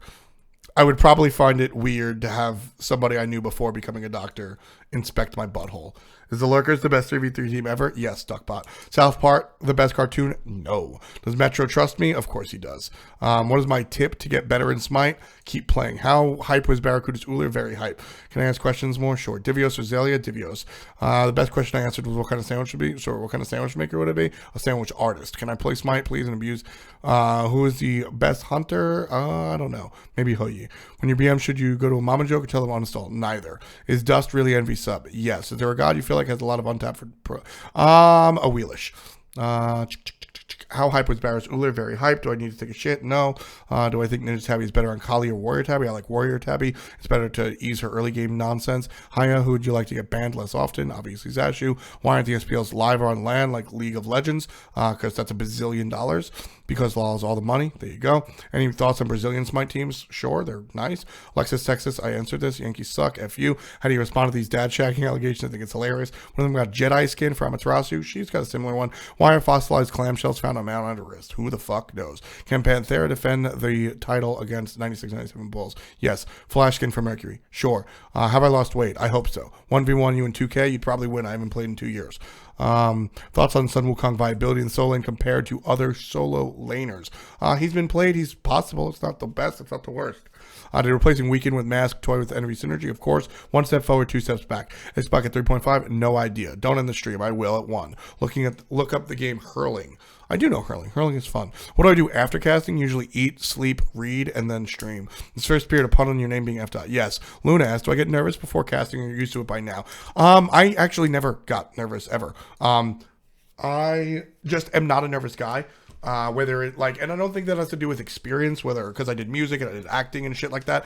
I don't think it's about my experiences. I'm just not a nervous dude in general. When it comes to casting, I'm not nervous. Just because there's so many other things going on, the game, blah, blah, blah, and you know you're going to get shit. It's not a big deal. What I was nervous about for Let's Talk, this is very comfortable. Let's Talk is a two-man show, and it's just sort of me trying to do it. I was very, very, very nervous, and I still am nervous when I go on to Let's Talk. I was a little more comfortable last week, which I think showed and made for a better show, but in general, when I'm commentating, I'm not nervous because I'm too inundated with what I have to pay attention to, whether it's my notes, stats, or etc. And like I said, stage fright has just never been in my vocabulary. Blooper bleep blep. Am I on a team yet? Oh, it's spicy. I don't know who Alexis. I don't know who that is. What up? What do I think of Flatbush Zombies album? 3001 is fucking awesome. Who is DJ Pernicus? The jungler for Eager. Me and Khalifa and F Dot have the same complexion. We do. My favorite god, Naja. I don't want the show to end. Me neither. Why is PS4 not competitive? I don't know. Why F Dot don't lie? Okay. What do I think is the most mechanically gifted SCL player? Chapo. Why no competitive PS4 scene? Why not? Fetty Wap or Young Thug? Both. I like Fetty Wap, though. I like pop music. Why aren't I ignoring me? I'm not. Oh, right. Why aren't I? I don't know. Favorite hot dog? Hot dog. Love my casting. Thank you so much, man. Hot dog Pern. He would be a hot dog. Death Reaper skin for Thanatos. What do I think? Sure. Does anyone high-res secretly watch teams scrim? There are a few teams that allow me to sit on their scrims. Not every team likes that idea. I like that idea. We can't do it without their permission. Like, there's a password. There's no way around it. I'm sure there is, but just out of respect, we don't do it. Or I haven't even looked into it. It's just not a thing. I do ask teams to let me watch their scrims. I do keep that shit very secret. I will not say publicly what I see in scrims. Not everyone trusts me. Whatever. I don't take it personally. I wish I could watch every scrim. It would make me a much better commentator. And all of when pros get like, well, duh, this is why he fucking did it. I don't fucking know. I don't watch your scrims. Allowing us to watch scrims allow us to commentate a little bit more intelligently on the game. But not everybody trusts us. Do I watch Steven Universe? No. How do I get better at Smite? Play ranked? Not necessarily play ranked, just play a lot. Is hot dog a sandwich? No. The Meat Association of America have said that. Best Smite quote? I don't know. Rank doesn't mean much. It doesn't. Casey Tron rules. Can Jeff Fuel melt steel beams? I don't know. In my opinion, who is the best favorite SPL jungler? The best jungler is adapting. SPL pre-recorded? No, we cast the games live. How come no Guan Cena? Probably copyright. Do you think there's any bias towards players? Absolutely not. And this always makes me laugh.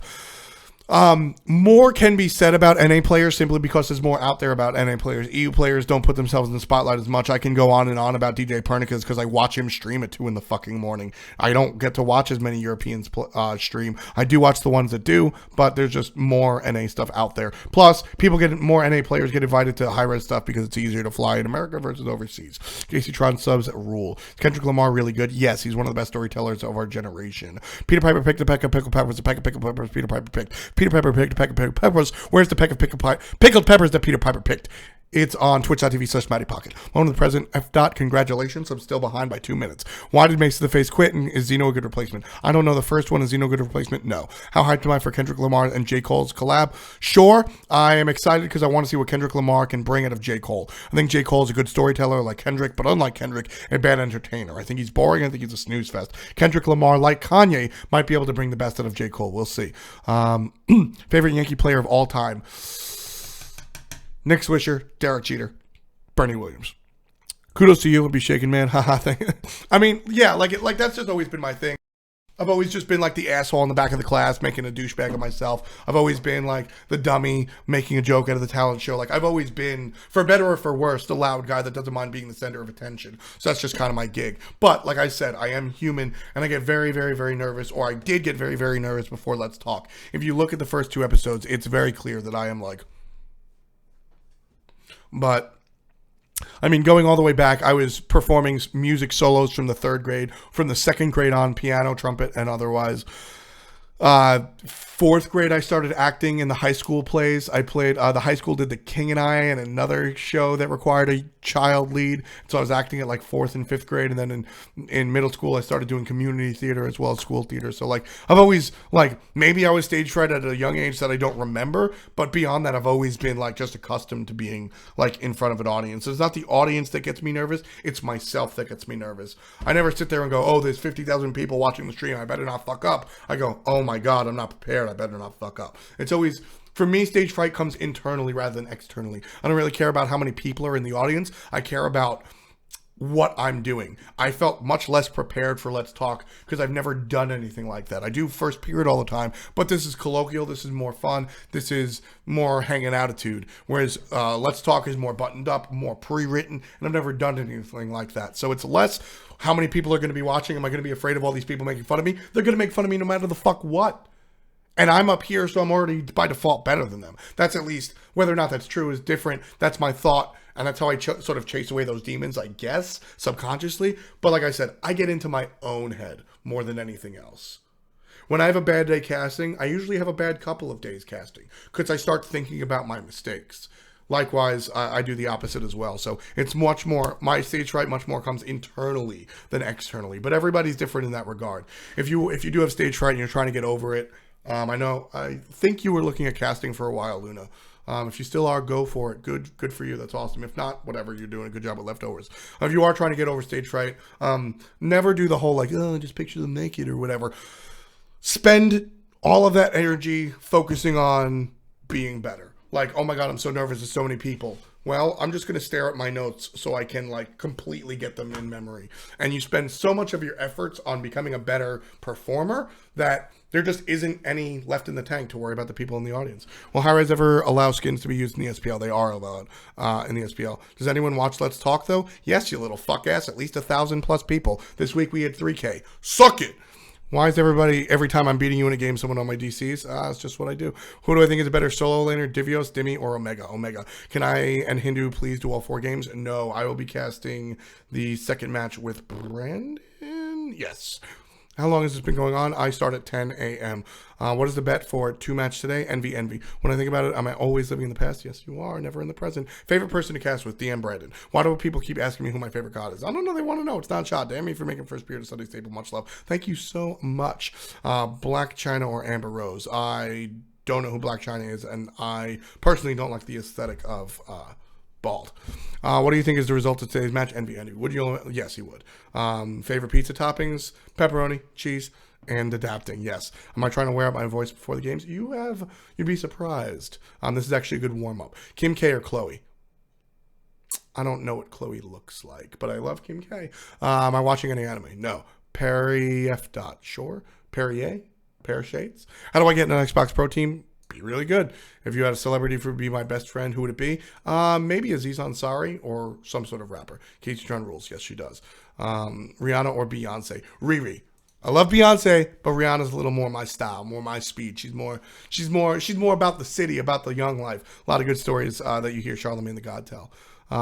Both today, Suntouch and Adapting, and 100K viewers had 1,000 viewers at the same time. Fuck yes. Tits or ass? I like both. I feel like F-Dot is going to pass out on the stream because he keeps talking instead of breathing. I do so both. Why am I talking so fast? Got to make it through. Who's the best support in the world? Raffer. A few weeks ago, I was in the heat of moment and didn't complicated. You got to think about the bigger picture. If you want the child, good for you, but think about how that changed your life. If you don't want the child, there are options if you believe in them. Favorite tennis player? I don't really have a favorite tennis player. I would probably say the Williams sisters, in light of what a lot of men have said about male tennis being the reason female tennis exists. Also, fun fact, Roger Federer 50% of his name is What is the most delicious food I've ever eaten? Halal food from 53rd and 6th Street. No Mickey Mantle? Sure. I mean, gotta love Mariano Rivera. Mariano Rivera. I can't believe I didn't mention Mo. See Swisher. Ooh, that's pretty sweet. I didn't see that at all. Mets or Yankees? Yankees first, but Mets are my little brother. I can make fun of them. You can't. Yeah. Nick played for the A's. What is Let's Talk? It's a community show I do every other Wednesday following patch notes on Hi-Res TV at 6 p.m. with my buddy David. Do I think they'll make a main place like main studios in NA but bring it to EU? If so, what do you think the best place to locate? Well, there is an office. I think it's in Brighton in the UK, wherever the fuck that is. I don't know how big or small or whatever it is, but there is a Hi-Res presence in Europe. I would love to see that expand, but who knows? Do I think Korea could make it in the SPL? I don't know Korea or its gameplay well enough to make that assessment. Is the weekend the Michael of this generation? I think that you could say that. I think you're probably more accurate saying Bruno Mars, as offensive as that might sound. But the weekend definitely has the voice. Meatloaf is the best player to have on a team. Meatloaf is probably, Pain to be honest, probably the best player to start a team. Who's casting today? Everybody except for Allied, obviously. I look and remind you of your high school trumpet teacher in South Florida. I might have taught you high school trumpet, but I wasn't in South Florida. Can I fly you to 2017 Worlds? I wouldn't be able to fly myself or my family there. Do I like dogs? Yes, I do. Am I watching the SPL? I will be. 1 minute remaining. Miami Beach or Venice Beach? Venice Beach. One tip for being a better jungle. Always be doing something. I'm a great caster. Thank you very much. Thoughts of people taunting the SPL? It's funny. One taunt. Spam taunt is weird. One taunt is great. If a dog and a cat have a baby, will it bark or meow? Bark, bark, bark, bark, bark. Basket or Omega. I really like Let's Talk this week. Thank you very much. Yes, it is getting better every week. Like I said, I was very nervous going into it. I'm less nervous now. And plus, we're just getting better. Both David and I as a unit. We're getting better as the whole production team as a unit, etc. I appreciate the kind words. Top 5 of the Revlo Elo thing? I have no idea. Twitch, probably not. Who's the most active jungler that streams on Twitch? I don't know. Handle criticism. Oh, thank you so much. I mean, I totally rage behind the scene. Like, I will be like, oh, what the fuck is wrong with you?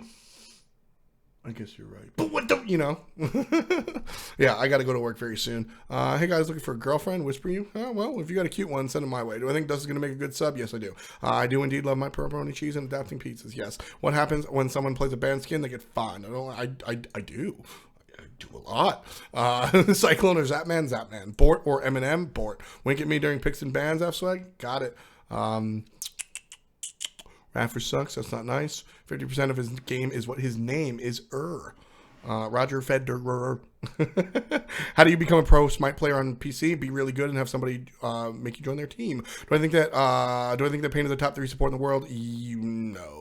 What happened to Allied? He's sick. Do I think Weed is a performance enhancer in esports? No. I've done sexy. Thank you. Favorite dog Twitch you out? Oh, my dog. Weekend sounds like Michael. That's it. Absol season's coming. Yes, it is. Best Uller, Hurwind, or Cyclone Spin. It's Zapman. I gotta go and get dressed. See you later. Thank you for hanging out. I appreciate it. Usually I find somebody to host, but you already know who is getting host. Host.highres.tv. Thanks a lot. I will catch you guys next Sunday. Peace and much love to you.